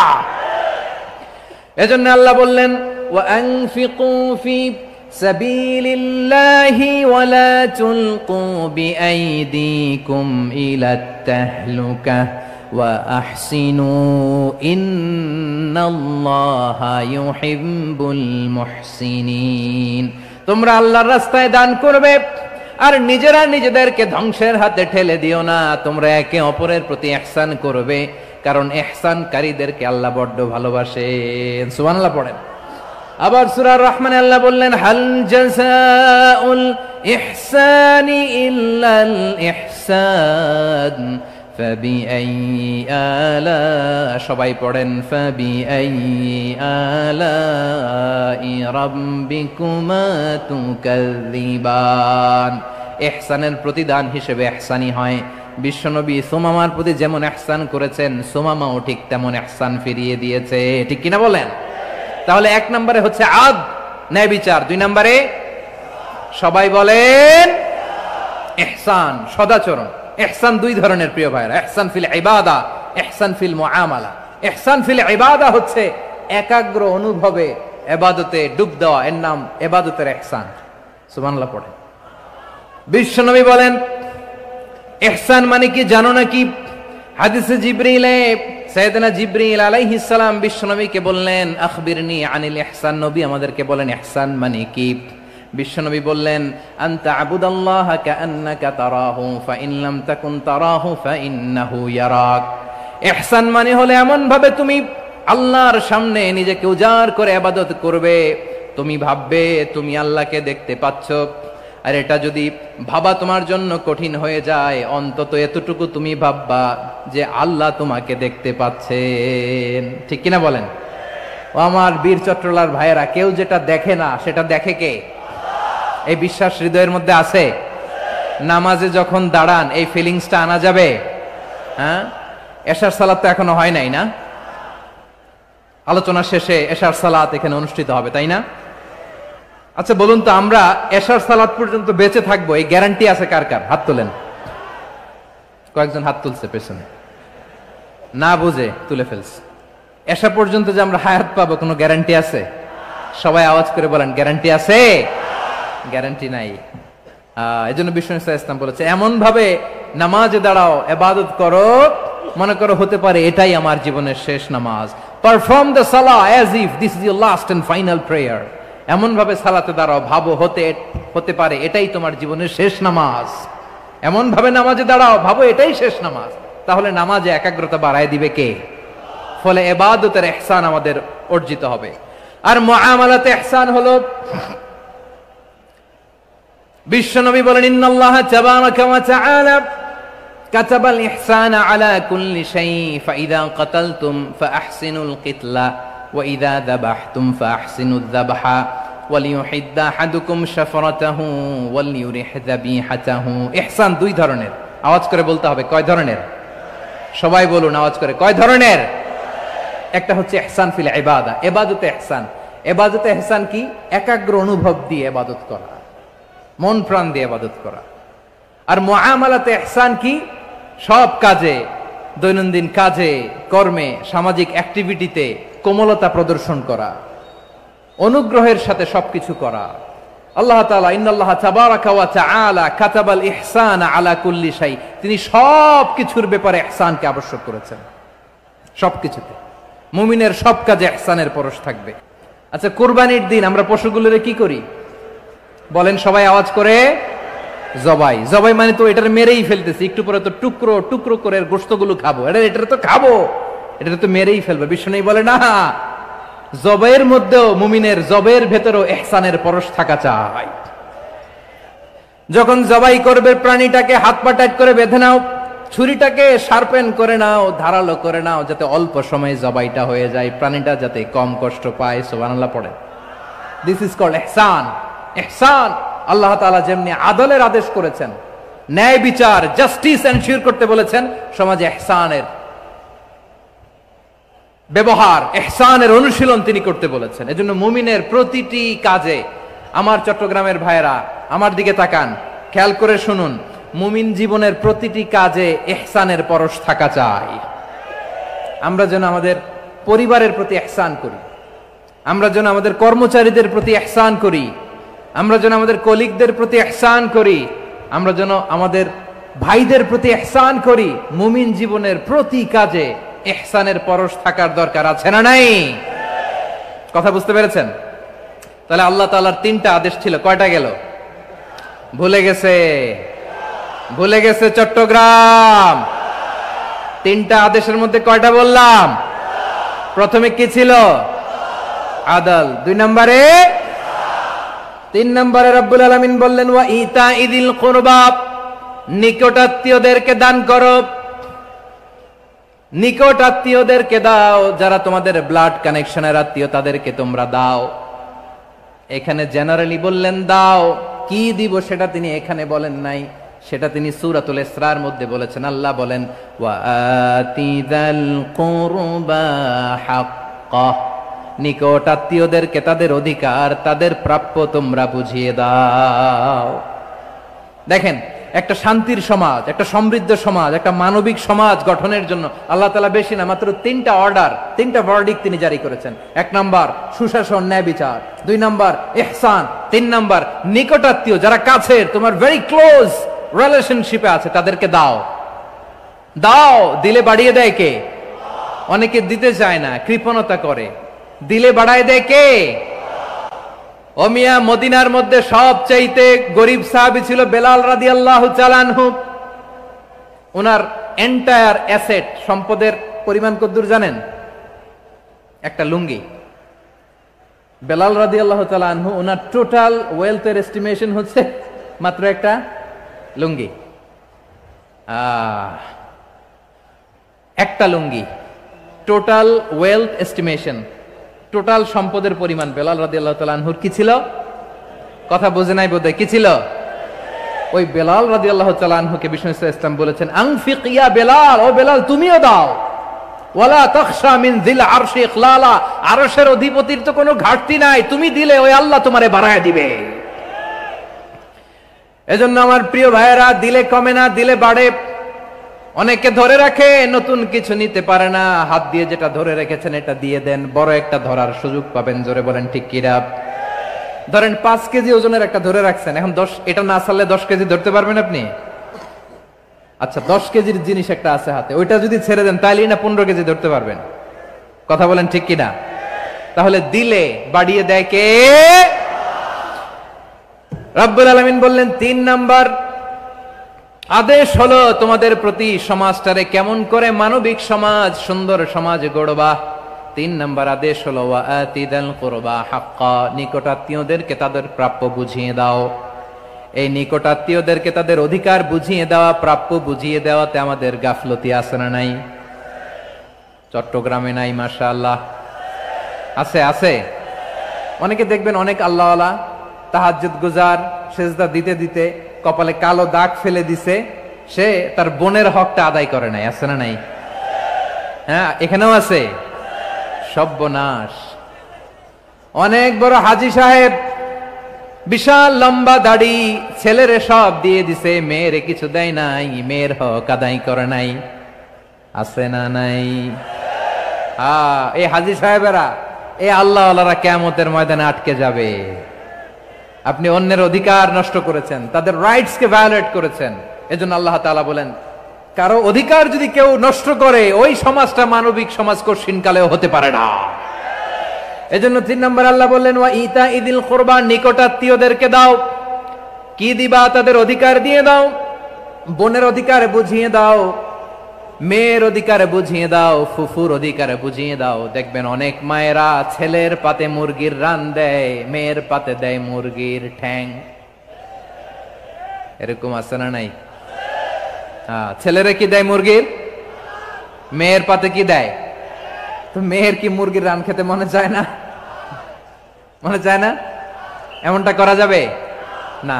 নিকটাত্মীয়দেরকে অধিকার দিয়ে দাও, নিকটাত্মীয়ের সাথে সুসম্পর্ক রাখো। আদেশটা কার?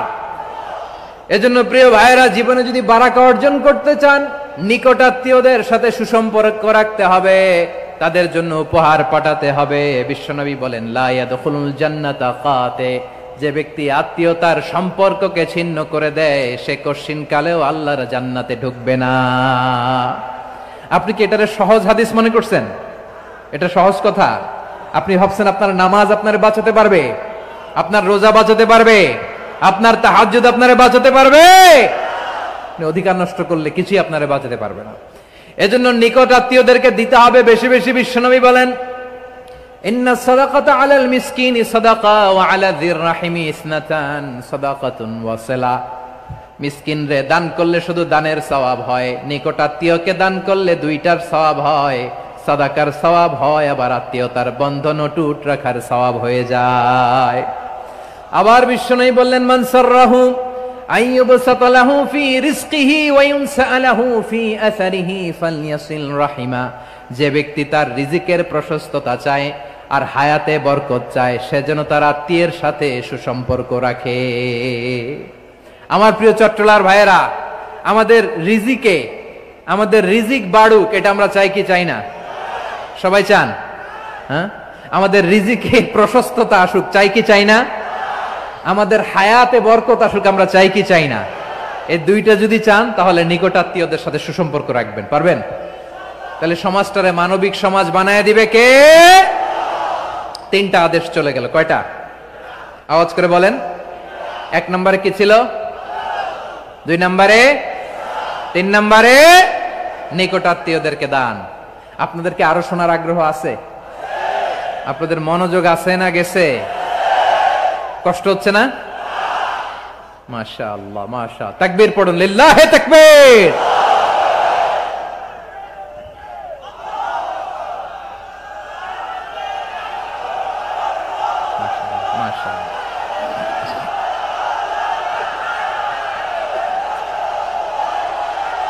আমার প্রিয় ভাইয়েরা, আল্লাহ তাআলা 3টা জিনিসের যেমনি আদেশ করেছেন, অনুরূপভাবে 3টা বিষয় তিনি বারণ করেছেন, নিষেধ করেছেন। ওগুলোর কাছেও যাওয়া যাবে? শুনবেন। রাব্বুল আলামিন বলেন ওয়ায়ানহা আনিল ফাহশাই ওয়াল মুনকারি ওয়াল বাগি। আমি যেমনি 3টি বিষয়ে আদেশ করলাম, অনুরূপভাবে 3টি বিষয়ে বারণ করলাম, নিষেধ করলাম। আমার 1 নাম্বার নিষেধাজ্ঞা হলো অশ্লীলতার প্রতি। ফাহশা ওয়া ইয়ানহা আনিল ফাহশা, আল্লাহ তাআলা অশ্লীলতাকে নিষেধ করেছেন। কোন জিনিসকে? সবাই বলুন, কোন জিনিসকে? যত ধরনের, যত টাইপের, যত ক্যাটাগরির অশ্লীলতা হতে পারে সব অশ্লীলতাকে হারাম করেছেন কে? ফাহশা মানে কি? কথায়, কাজে, আচরণে, কমেন্ট, ফেসবুকের কমেন্টসে যত ধরনের নোংরামো আছে, যত ধরনের অশ্লীলতা আছে, এটাকে আরবিতে বলে ফাহশা। এটাকে কি বলে? রাব্বুল আলামিন বলেন, কুল ইন্নামা হারামা রাব্বিয়াল ফাওয়াহিশা মা যাহারা মিনহা ওয়া মা বাতান। ও নবী, আপনি বলে দেন, আমার রব প্রকাশ্য, অপ্রকাশ্য, স্পষ্ট কিংবা অস্পষ্ট, দৃশ্যমান কিংবা অদৃশ্যমান সব অশ্লীলতাকে হারাম করেছেন। সব ধরনের অশ্লীলতা হারাম, সব ধরনের। আল্লাহ তাআলা আমাদেরকে অশ্লীলতা থেকে বাঁচান, অশ্লীলতা থেকে তিনি আমাদেরকে হেফাজত করুক। পড়েন আমিন। এবার বলেন, আমাদের সমাজে অশ্লীলতা আছে না নাই? চট্টগ্রামে নাই? আমি কই নাই, ওনারা বলে আছে। দেখছেন, আমি সামহাও বাঁচায় দেওয়া ট্রাই করতেছি, আমি সামহাও বাঁচায় দেওয়া ট্রাই করতেছি, ওনারা বলে আছে। অশ্লীলতা নানা ভাবে, নানা নামে, নানা মোড়কে আমাদের সমাজে আছে না নাই?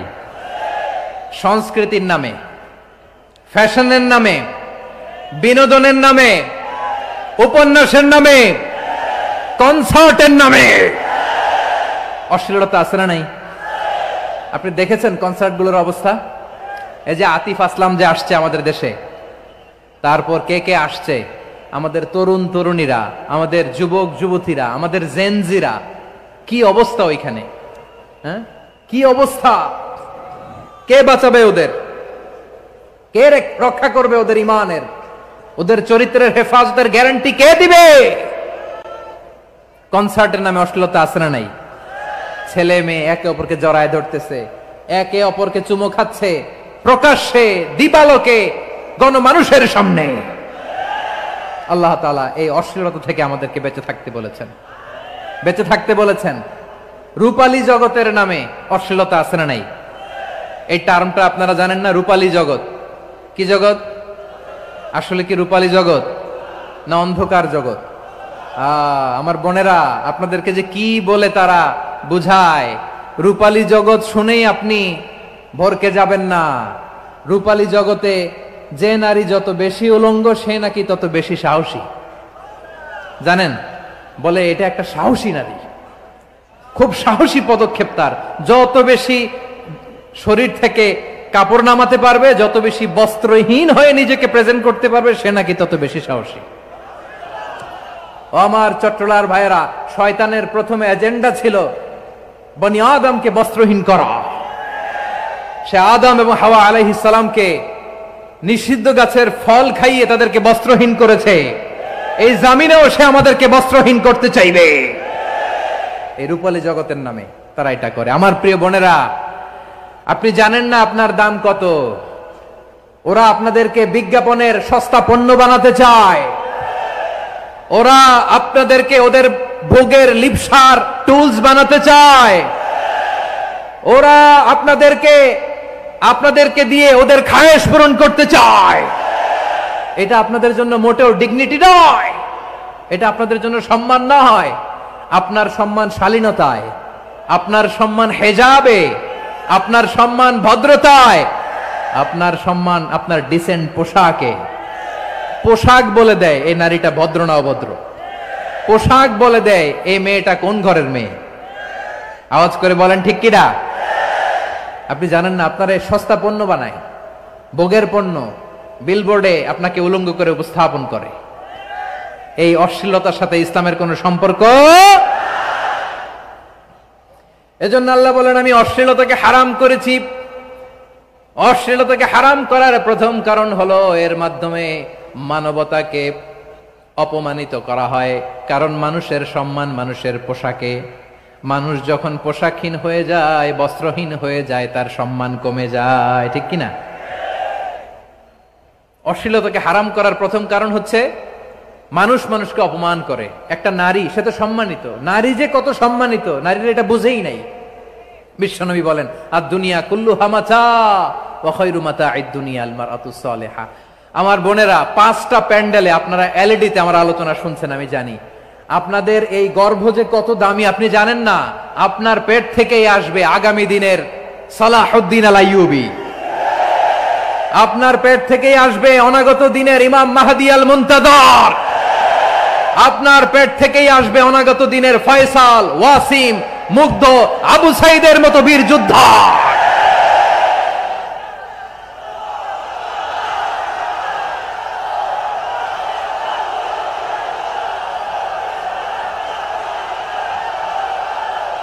আমার বোনের ওজন খেয়াল করেন, আদ-দুনিয়া কুল্লুহা মাতা ওয়া খায়রু মাতা'id দুনিয়া আল মারআতুস সালিহা। দুনিয়ার সবকিছুই অ্যাসেট, এর মধ্যে সবচেয়ে দামি অ্যাসেট নেককার নারী। আপনার গর্ভ যে কত দামি আপনি জানেন না। নিজের সময়টাকে কাজে লাগান, কোরআন পড়েন, সুন্নাহ পড়েন। আপনার অনেক দায়িত্ব ঘরে। You are the MD of your family. একটা family it's a very big institution. পরিবার একটা অনেক বড় প্রতিষ্ঠান। and you are the MD of your institution. আপনি এই পরিবারের MD, managing director of your family. এখানে আপনার কত দায়িত্ব। আপনি ছেলে মেয়েদেরকে তারবিয়া করবেন, আপনি আপনার স্বামীর জন্য ঘরটারে জান্নাতের নীর বানাবেন, আপনার জন্য জান্নাতের ডুপ্লেক্স বাড়ি ওইখানে তৈরি করে রাখবে কে? আপনি যে কত দামি আপনি জানেন না। নারীদেরকে আল্লাহ বানিয়েছেন উচ্চতর করে, নিম্নতর নয়। নারীদেরকে ছোট্ট জিনিস দিলে এটারে বড় করে দেয়। নারীদেরকে ভ্রূণ দিলে, শুক্রাণু দিলে নারী এটারে বাচ্চা হিসেবে উপহার দেয়, ঠিক কিনা? বিয়ের মাধ্যমে স্বামী যখন তার শুক্রাণু তার স্ত্রীকে উপহার দেয়, স্ত্রী রিটার্নে কি উপহার দেয়? ফুল ফর্ম বেবি, মানব সন্তান। দেখছেন, আপনি দিলেন একটুকুনি, দিছে বিশাল। আপনি যদি নারীকে বাজার এনে দেন, নারী এটাকে সুস্বাদু খাবারে রূপান্তর করে দেয়। আপনি তাকে একটা মুচকি হাসি দিয়ে দেন, সে তার কলিজা দিয়ে দেয়। কিন্তু যদি আপনি তার মনে কষ্ট দেন, সে আপনার জীবনকে জাহান্নাম বানায়া দেয়। খবর আছে, নারীর মন বুঝতে পারলে নেয়ামত, বুঝতে না পারলে কিয়ামত। ঠিক কিনা বলেন? আমার প্রিয় বোনেরা, আপনি যে কত দামি আপনি জানেন না। জানেন না আপনি কত দামি, অনেক দামি আপনি। আপনাদেরকে যেন ভোগের সস্তা পণ্য বানাতে না পারে, আপনাদেরকে সচেতন থাকতে হবে, সজাগ থাকতে হবে, কনসার্ন থাকতে হবে। শয়তানের ওই হাতছানির দিকে আর নজর দেওয়া যাবে না। তাহলে কেন আল্লাহ তাআলা এই ফাহশা, অশ্লীলতাকে হারাম করলেন? 1 নাম্বার, এতে হিউম্যান ডিগনিটি কমে। 2 নাম্বার, এতে মানুষের অধিকার নষ্ট হয়। আপনি বিয়ে করেছেন, এরে পরকিয়া করেন, ওর সাথে এরকম আছে না নাই? স্ত্রীর অধিকার নষ্ট করেছেন। আপনি বিবাহ সম্পর্কে আবদ্ধ হয়েছেন তার সাথে, আপনি পরকিয়া করেন ওই ছেলের সাথে, আপনি আপনার হাজবেন্ডের সাথে বিট্রে করেছেন। এজন্য আল্লাহ অশ্লীলতাকে হারাম করেছে। অশ্লীলতাকে হারাম করার আরেকটা কারণ হচ্ছে আল্লাহ তাআলা এই হিউম্যান জেনারেশনকে এটাকে প্রিজার্ভ করতে চায়। হিফজুন নাসল, এটা মাকাসিদুশ শরিয়ার অনেক গুরুত্বপূর্ণ একটা মাকাসিদ, অনেক গুরুত্বপূর্ণ। আপনার নাসল, আপনার জেনারেশনকে সংরক্ষণ করা। এই যে আসতেছে ফেব্রুয়ারি, কত ফেব্রুয়ারি জানো? এটা কি বিশ্ব ভালোবাসা দিবস? হ্যাঁ, কি দিবস? এই বিশ্ব ভালোবাসা দিবসের সাথে মুসলমানদের কোনো সম্পর্ক নাই। আমার প্রিয় ভাইরা, এই যে আপনি অবৈধ সম্পর্কে জড়ালেন, কেন আল্লাহ অশ্লীলতাকে হারাম করেছে দেখেন। বলতেছিলাম যে এটা আপনার নাসল, আপনার জেনারেশন, আপনার লিনিয়েজ, আপনার বংশকে প্রিজার্ভ করা। কে কার বাবা, কে কার মা, বাবা মা জানা, প্রজন্মকে প্রিজার্ভ করা, এটা ইসলাম ওয়াজিব করে দিয়েছে। এই যে অবৈধ সম্পর্কের কারণে, বিশ্ব বেহায়া দিবসের কারণে, এগুলোর আউটকাম, আউটপুট হিসেবে মাঝে মাঝে ঢাকা মেডিকেলের ডাস্টবিনে নবজাতকের বাচ্চার কান্নার আওয়াজ শুনতে পাওয়া যায়। চট্টগ্রাম মেডিকেলের ডাস্টবিনে নবজাতকের কান্না শুনতে পাওয়া যায়। বীর চট্টলার মুসলমানেরা বুঝতে পারলে আওয়াজ করে বলেন, এই যে চট্টগ্রাম মেডিকেলে যে নবজাতকটা পাওয়া গেল, ওর বাবাকে আমাকে বলেন, ওর বাবাকে, ওর মাকে, ও কোন ফ্যামিলির সন্তান কেউ জানে? আপনি হিউম্যান ডিগনিটিকে অপমান করেছেন না? আপনি তার ভবিষ্যৎকে অন্ধকার করেছেন না? আপনি তার লিনিয়েজকে প্রশ্নবিদ্ধ করে দিয়েছেন না? এই জন্য আল্লাহ তাআলা অশ্লীলতাকে আমাদের জন্য হারাম করে দিয়েছেন। পড়েন সুবহানাল্লাহ।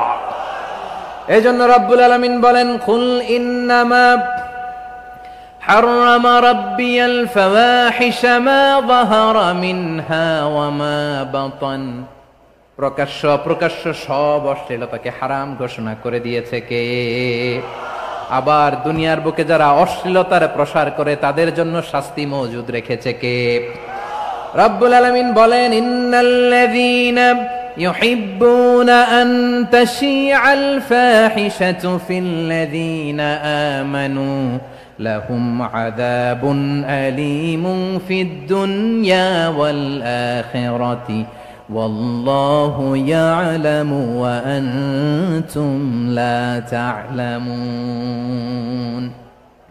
নিশ্চয়ই যারা বিশ্বাসীদের মাঝে অশ্লীলতার প্রচার প্রসার করতে চায় তাদের জন্য আমি মর্মন্তুদ শাস্তি প্রস্তুত করে রেখেছি, দুনিয়াতেও রেখেছি, আখিরাতেও রেখেছি। ঘোষণাটা কার?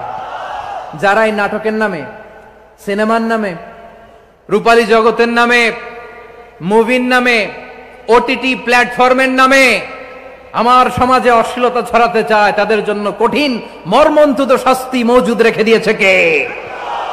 ও আমার বোনেরা, এখনো আপনি জাগবেন না? এখনো আপনার চিন্তার দুয়ারে এখনো নাড়া পড়ে নাই? ওরা আপনাকে উলঙ্গ বানাতে চায়, ওরা আপনাকে আইটেম গার্ল বানাতে চায়। এজন্য ইসলাম অশ্লীলতাকে হারাম করেছে। হারাম। ইসলাম বলেছে যোজন যোজন দূরে থাকো, ওরা বলে না কাছে আসো, কাছে আসার গল্প, ক্লোজ আপ ওয়ান, কাছে আসার গল্প আছে না নাই? চট্টগ্রামে তো এগুলো নাই মাশাআল্লাহ। হ্যাঁ,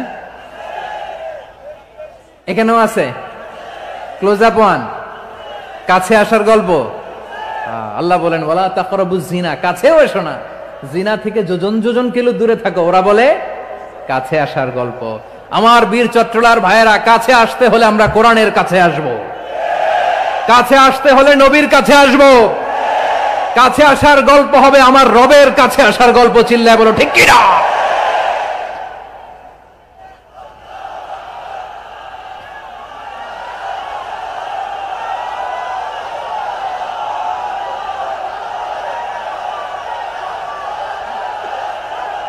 বসুন বসুন আমার ভাইয়েরা।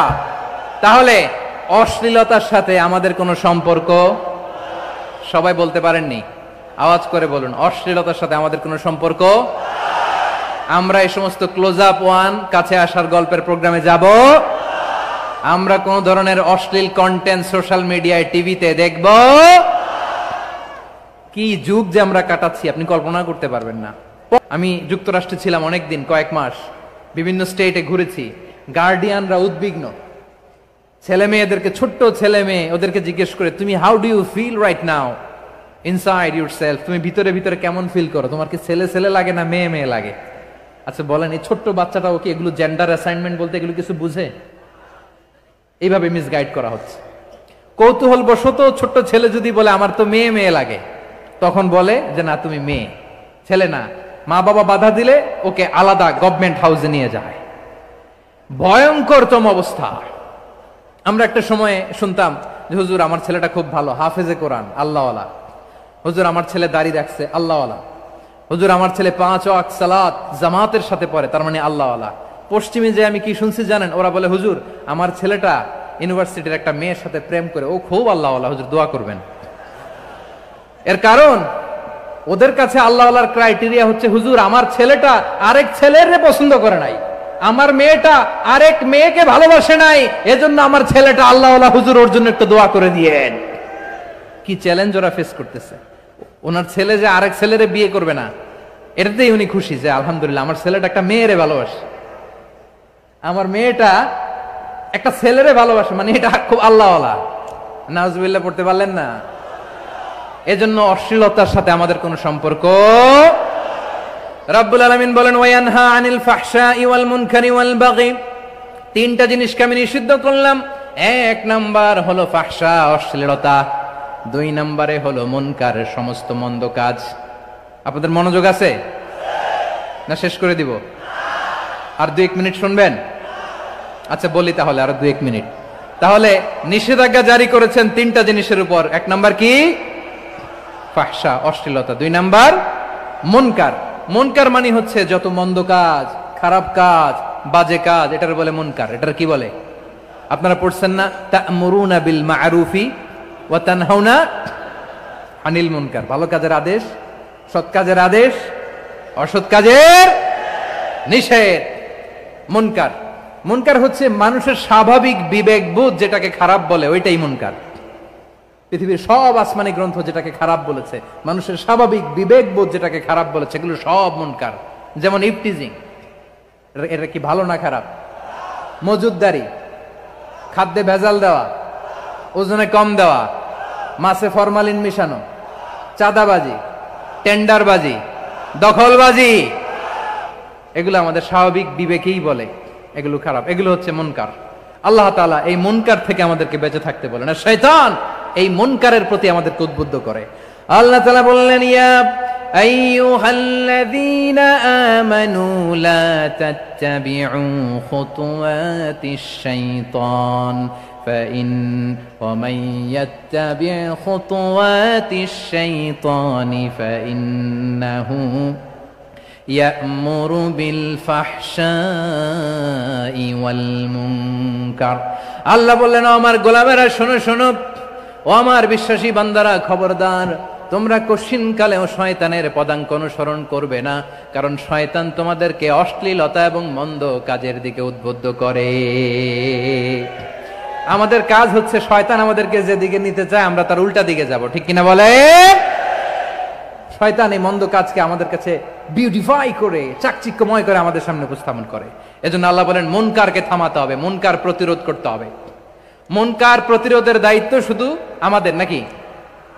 শুধু আপনার খতিব সাহেবের, ইমাম সাহেবের, নাকি মুসলিম উম্মার সবার? আওয়াজ করে বলুন, মুনকার, অসৎ কাজ প্রতিরোধের দায়িত্ব কার? রাব্বুল আলামিন বলেন, কুনতুম খায়রা উম্মাতিন উখরিজাত লিন-নাসি তা'মুরুনা বিল মা'রুফি ওয়া তানহাউনা আনিল মুনকার। তোমাদেরকে শ্রেষ্ঠ জাতি করে জমিনের মধ্যে আবির্ভূত করা হয়েছে, যাতে করে তোমরা জমিনের ভেতরে সৎ কাজের আদেশ করতে পারো আর অসৎ কাজের নিষেধ করতে পারো। উম্মাহ, কুনতুম খায়রা, তাহলে গোটা উম্মার দায়িত্ব, এটা বুঝতে পারছেন তো? আচ্ছা, আরো নিচে আসেন। এরপরে আল্লাহ বললেন, শুধু উম্মাহ না, এই জমিনের রাজত্ব আমি যাদের হাতে দেই, এই জমিনের মালিক আমি যাদেরকে বানিয়ে দেই, যাদেরকে আমি সরকারের দায়িত্ব দেই, তাদেরকেও মুনকার প্রতিরোধের দায়িত্ব দিয়েছে কে? আল্লাহ বলেন, যারা ক্ষমতার মসনদে বসেছে তাদেরকে 4 দফা কর্মসূচি আমি আল্লাহ দিলাম। আওয়াজ করে বলেন, কয় দফা? আল্লাহ বলেন, আল্লাযীনা ইম্মাক্কান্নাহুম ফিল আরদি আকামুস সালাতা ওয়া আতাউয যাকাতা ওয়া আমারু বিল মা'রুফি ওয়া নাহাউ আনিল মুনকার ওয়ালিল্লাহি আকিবাতুল উমুর। যারা এই জমিনের উত্তরাধিকার হয়েছে তারা 4 দফা কর্মসূচি নিয়ে সামনে আগাবা। সালাত কায়েম করবা, যাকাত আদায় করবা, সৎ কাজের আদেশ দিবা, অসৎ কাজ থেকে মুনকার প্রতিরোধ করবা। আদেশটা কার? আমার প্রিয় চট্টলার ভাইরা, পুরো উম্মার দায়িত্ব মুনকার প্রতিরোধ করা, সরকার প্রধানের দায়িত্ব মুনকার প্রতিরোধ করা। এরপর আল্লাহ বলেন, প্রতিটা ফ্যামিলির যিনি প্রধান, সিইও, বাবা, প্রত্যেক বাবারও দায়িত্ব এই মুনকার প্রতিরোধ করা। আওয়াজ করে বলেন, ঠিক কিনা?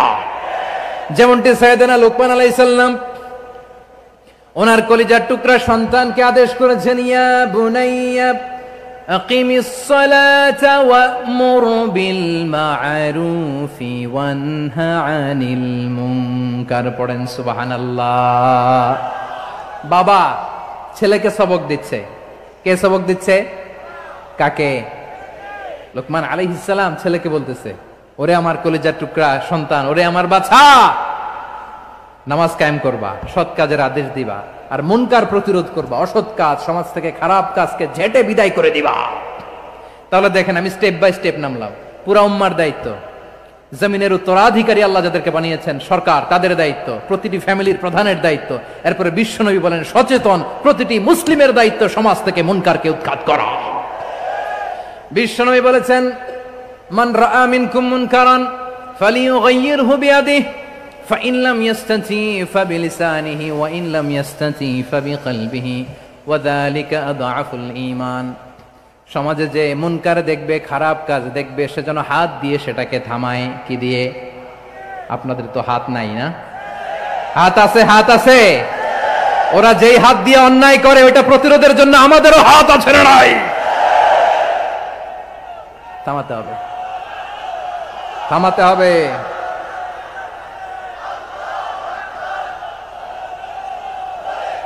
বসুন আমার প্রিয় ভাইয়েরা, ওরা ওদের যেই হাত দিয়ে টেন্ডারবাজি করে, চাঁদাবাজি করে, ইফটিজিং করে, দখলবাজি করে, যেই হাত দিয়ে, ওই মুনকার থামায় দেওয়ার জন্য আল্লাহর দেয়া আমাদেরও দুটি হাত আছে না নাই?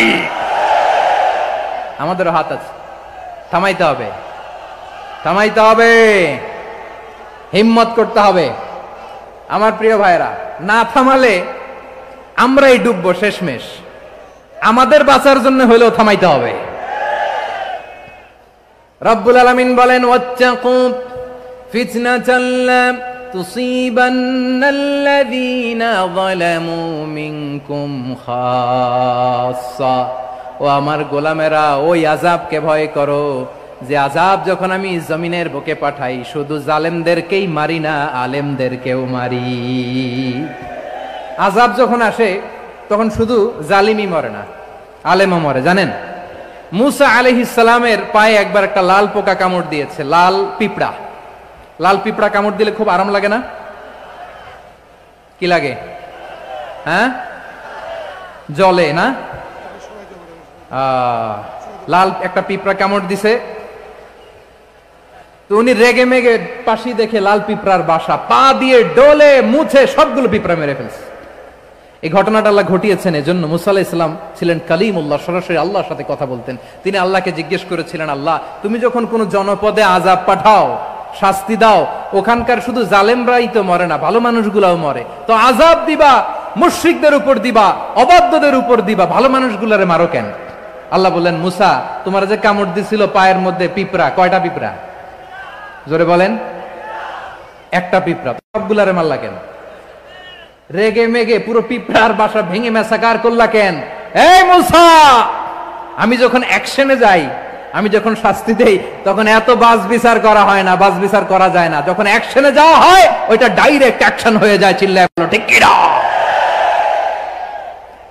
এজন্য আমাদের বাঁচার জন্য হলেও এই পাপ থামাতে হবে, এই শয়তানের অট্টহাসি থামাতে হবে, অন্যায় অপরাধ সমাজ থেকে আমাদের থামাতে হবে। কারণ আযাব আসলে ওরাও মরবে, আমরাও মরব। একটা জাহাজ 2 তলা, আপনি আছেন 2য় তলায়, শুনতেছেন? শুনতেছেন? জাহাজ কয় তলা? আপনি কোন তলায়? 2য় তলায়। নিচের তলার কিছু লোক জাহাজের তলা ছিদ্র করতে আরম্ভ করছে। কি ছিদ্র করতেছে? আচ্ছা, জাহাজের তলা ছিদ্র করলে তলা দিয়ে কি ঢুকে?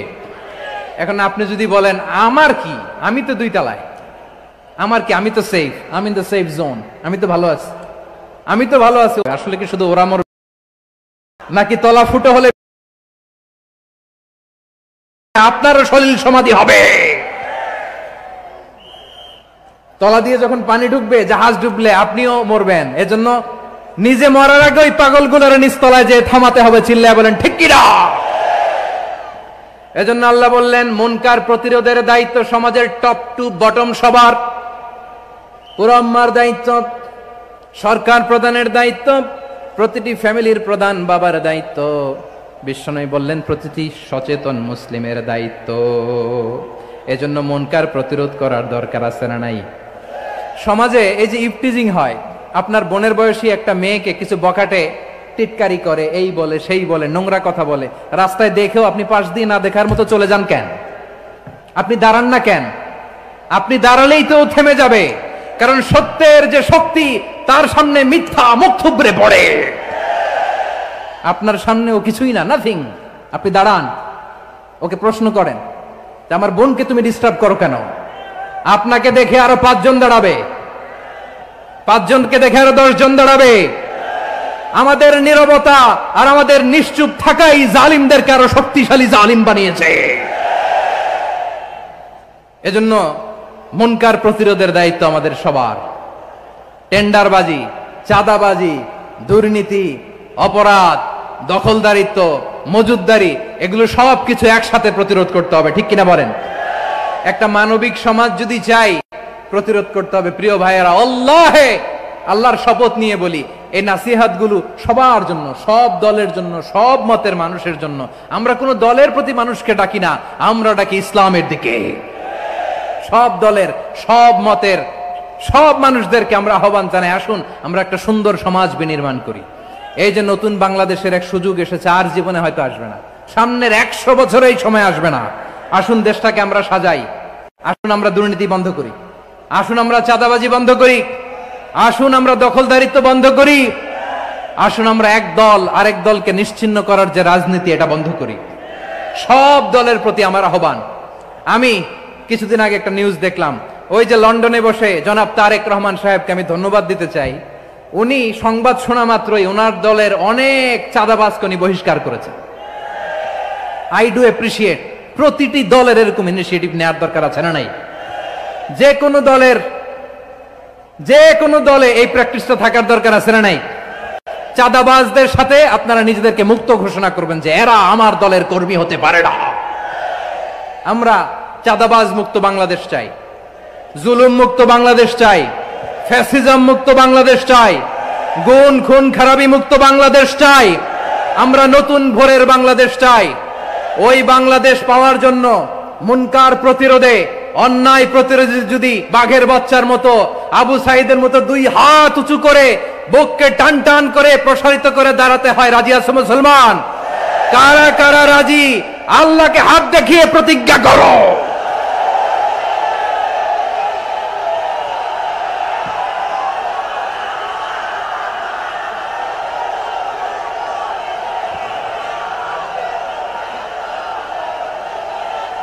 আমার প্রিয় ভাইয়েরা, বসুন বসুন আমার ভাইয়েরা।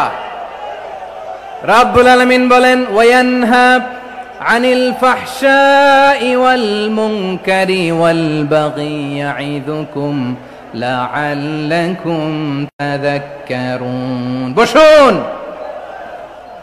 আল্লাহ বললেন, আমি অশ্লীলতাকে নিষেধ করি, আমি সব ধরনের মন্দ কাজকে নিষিদ্ধ করি, সব শেষে আমি সীমা লঙ্ঘনকে তোমাদের জন্য নিষিদ্ধ করি। আলোচনা মনে আছে তো? না ভুলে গেছেন? নিষিদ্ধ করেছেন কয়টা জিনিস? 1 নম্বরে অশ্লীলতা, 2 নম্বরে মুনকার তথা সব মন্দ কাজ, 3 নম্বরে আল বাগি, সীমা লঙ্ঘন, ক্রসিং দ্য লিমিট। সীমা লঙ্ঘন করা ভালো না। We all should know our limits. চিল্লায় বলেন ঠিক কিনা? একই আয়াতে আল্লাহ বললেন, কুল ইন্নামা হাররামা রাব্বিয়াল ফাওয়াহিশা মা যাহারা মিনহা ওয়া মা বাতানা ওয়াল ইসমা ওয়াল বাগিয়া বিগাইরিল হক। অন্যায় ভাবে যে অবাধ্য হয়, যে সীমা লঙ্ঘন করে, তাদেরকেও আমি এটা হারাম করে দিলাম। সীমা লঙ্ঘন করা হারাম, সীমা লঙ্ঘন করা হারাম। আল্লাহ বারবার আমাদেরকে ওয়ার্নিং দেয়। যখন আমরা থামি না তখন আল্লাহ ধরে, আর যখন ধরে তখন ছাড়ে না। ধরে না, ধরলে আল্লাহ। ফেরাউনকে কিন্তু হুট করে ধরে নাই, আপনারা জানেন 9 বার ওয়ার্নিং দিয়েছে। ফেরাউনকে আল্লাহ তাআলা ওয়ার্নিং দিয়েছিল কয়বার? বীর চট্টলার বীর সেনানীরা আওয়াজ করে বলেন, ফেরাউনকে ধরার আগে ওয়ার্নিং দেওয়া হয়েছিল কয়টা? রাব্বুল আলামিন বলেন, ওয়ালাকাদ আতাইনা মূসা 9 আয়াতিন বাইয়িনাত। 9টা মুআজিজা দেখিয়েছি। 1 2 3 বারবার এইভাবে রিমাইন্ডার, ওইভাবে রিমাইন্ডার, এইভাবে নসিহাত, ওইভাবে দাওয়া। ফাকুলা লাহু কাওলান লাইয়িনা, নরম করে বলো, সফট করে বলো, যত ওয়ে হতে পারে দাওয়া মেথডোলজি। মূসা আলাইহিস সালামের সব অ্যাপ্লাই শেষ। 10ম বারে যে আল্লাহ ধরছে, 10ম বারে যে ধরেছে। এজন্য আল্লাহ বলেন, আমি সীমা লঙ্ঘনকে পছন্দ করি না। কোরআনের অন্য আয়াতে বাগীকে বলা হয়েছে আল ইতিদা। সীমা লঙ্ঘন যারা করে তাদেরকে আল্লাহ বলেছেন মুতাদিন। ওয়াকাতিলু ফি সাবিলিল্লাহিল্লাযীনা ইউকাতিলুনাকুম ওয়া লা তা'তাদু ইন্নাল্লাহা লা ইউহিব্বুল মুতাদিন। আমি সীমা লঙ্ঘনকারীদেরকে কোশ্চিন কালেও পছন্দ করি না। আমরা যেন সীমালঙ্ঘন না করি। রাজি আছেন তো? যে কোনো ক্ষেত্রে ইবাদতে যেন সীমালঙ্ঘন না করি। অনেকে আমরা ইবাদতে সীমালঙ্ঘন করে ফেলি। বিশ্বনবী সাল্লাল্লাহু আলাইহি ওয়াসাল্লাম যেটা শিখিয়েছেন এর বাইরে যে অতিরিক্ত বুজুর্গ হতে চায় এরকম আছে না নাই? করা যাবে না, কোনো ক্ষেত্রেই সীমালঙ্ঘন করা যাবে, এমনকি যুদ্ধ ক্ষেত্রেও না। বিশ্বনবী সাল্লাল্লাহু আলাইহি ওয়াসাল্লাম বলেন খবরদার যুদ্ধ ক্ষেত্রেও সীমালঙ্ঘন করো না। কি সুন্দর ইসলাম আমরা পেয়েছি। বিশ্বনবী বলেন খবরদার যুদ্ধের ময়দানে কোনো নারীর গায়ে হাত তোলো না, কোনো শিশুর গায়ে হাত তোলো না, কোনো গবাদি পশু হত্যা করো না, কোনো শস্য ক্ষেত্র ধ্বংস করো না, ইবাদতরত অন্য ধর্মের কোনো সন্ন্যাসীর গায়ে হাত তোলো না। বলেন সুবহানাল্লাহ। তাহলে আমরা সীমালঙ্ঘন করতে পারবো? প্রিয় ভাইরা, একটা সুখী সমৃদ্ধ শান্তির সমাজ, মানবিক সমাজ যদি আমরা গঠন করতে চাই, আমাদের আল্লাহর দেয়া কয়টা আদেশ মানতে হবে বলেন দেখি? সবাই বলেন কয়টা? আর বেঁচে থাকতে হবে কয়টা জিনিস থেকে? আওয়াজ করে বলেন কয়টা? আচ্ছা, আদেশ নাম্বার 1 কি ছিল বলেন? আল্লাহর আদেশ কি? 1 নাম্বার আদাল, ন্যায়পরায়ণতা। আমরা সুবিচার, সুশাসন, ন্যায় বিচার চাই কি চাই না? 2 নম্বরে কি ছিল? মাশাআল্লাহ, আওয়াজ করে বলেন 2 নম্বরে কি ছিল? ইহসান। আমরা যেন সবার প্রতি দয়া পরবশ হই, ইহসান করি। 3 নম্বরে কি ছিল? নিকটাত্মীয়দের দান করা, তাদের অধিকার প্রাপ্য বুঝিয়ে দেওয়া। পাশাপাশি 3টা জিনিস থেকে আল্লাহ বারণ করেছেন, নিষেধ করেছেন। তার প্রথমটা ফাহশা, অশ্লীলতা। অশ্লীলতার সাথে আমাদের কোনো সম্পর্ক।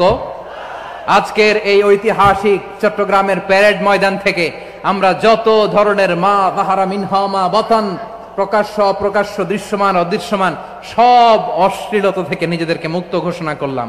অশ্লীলতাকে আমরা না বলে দিলাম। আওয়াজ করে সবাই বলুন নো। অশ্লীলতার সাথে আমাদের কোনো সম্পর্ক। 2 নম্বর নিষেধাজ্ঞা কি ছিল? আল মুনকার, সমাজের যত মন্দ কাজ এগুলোকে আমরা প্রতিরোধ করব। রাজি আছেন তো সবাই? 3 নম্বরে আল বাগি, সীমালঙ্ঘন। কোন মুসলিম সীমালঙ্ঘন করে না, এমনকি যুদ্ধ ক্ষেত্রেও না। আওয়াজ করে বলেন ঠিক কি না? রাব্বুল আলামিন শেষে বললেন ইয়াইদুকুম লাআল্লাকুম তাযাক্কারুন, আল্লাহ তোমাদেরকে উপদেশ দেন যাতে তোমরা শিক্ষা গ্রহণ করো। আমরা উপদেশ দিব, আমরা জোর করে কাউকে কিছু মানাতে চাই না। লা ইকরাহা ফিদ্দিন ওয়া যাক্কির ফা ইন্না যিকরা তানফাউল মুমিনিন। উপদেশ দিলে এটা মুমিনদের কাজে দেয়। লাস্তা আলাইহিম বিমুসাইতির ইন্নামা আনতা মুযাক্কির। নবী হে, আপনি রিমাইন্ডার দাতা, আপনি উপদেশ দিবেন। আমরাও বিশ্বনবীর এই হাদিসগুলো থেকে, কোরআনের আয়াত থেকে রিমাইন্ডার, এই কথামালা, বাণী বাহক হিসেবে এই বাণীগুলো আপনাদের সাথে কাছে পৌঁছে দিলাম। আমরা আল্লাহ তাআলার কাছে প্রার্থনা করি, আল্লাহ আমরা যেন আদল দিয়ে আমাদের সমাজকে গঠন করতে পারি। আল্লাহ আমরা যেন ইহসান করতে পারি, আমরা যেন নিকটাত্মীয়দের দান করতে পারি। আল্লাহ যত ধরনের অশ্লীলতা, অনাচার, মন্দ কাজ, সীমালঙ্ঘন, অবাধ্যতা থেকে যেন আমরা বেঁচে থাকতে পারি। আল্লাহ তাআলা আমাদের সবাইকে কথাগুলো বোঝার ও আমল করার তৌফিক দান করুক।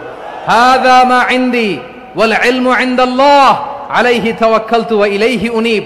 প্রিয় ভাইরা, আমি আপনাদের সবার জন্য দোয়া করি, আপনারাও আমার জন্য দোয়া রাখবেন। আপনাদের সবার কাছে আমি দোয়া চাই, আপনাদের সবার জন্য দোয়া করি। আল্লাহ তাআলা আপনাদের সবাইকে ভালো রাখুন, সুস্থ রাখুন, নিরাপদে রাখুন। সুবহানাকাল্লাহুম্মা ওয়া বিহামদিকা আশহাদু আল্লা ইলাহা ইল্লা আনতা আস্তাগফিরুকা ওয়া আতুবু ইলাইক।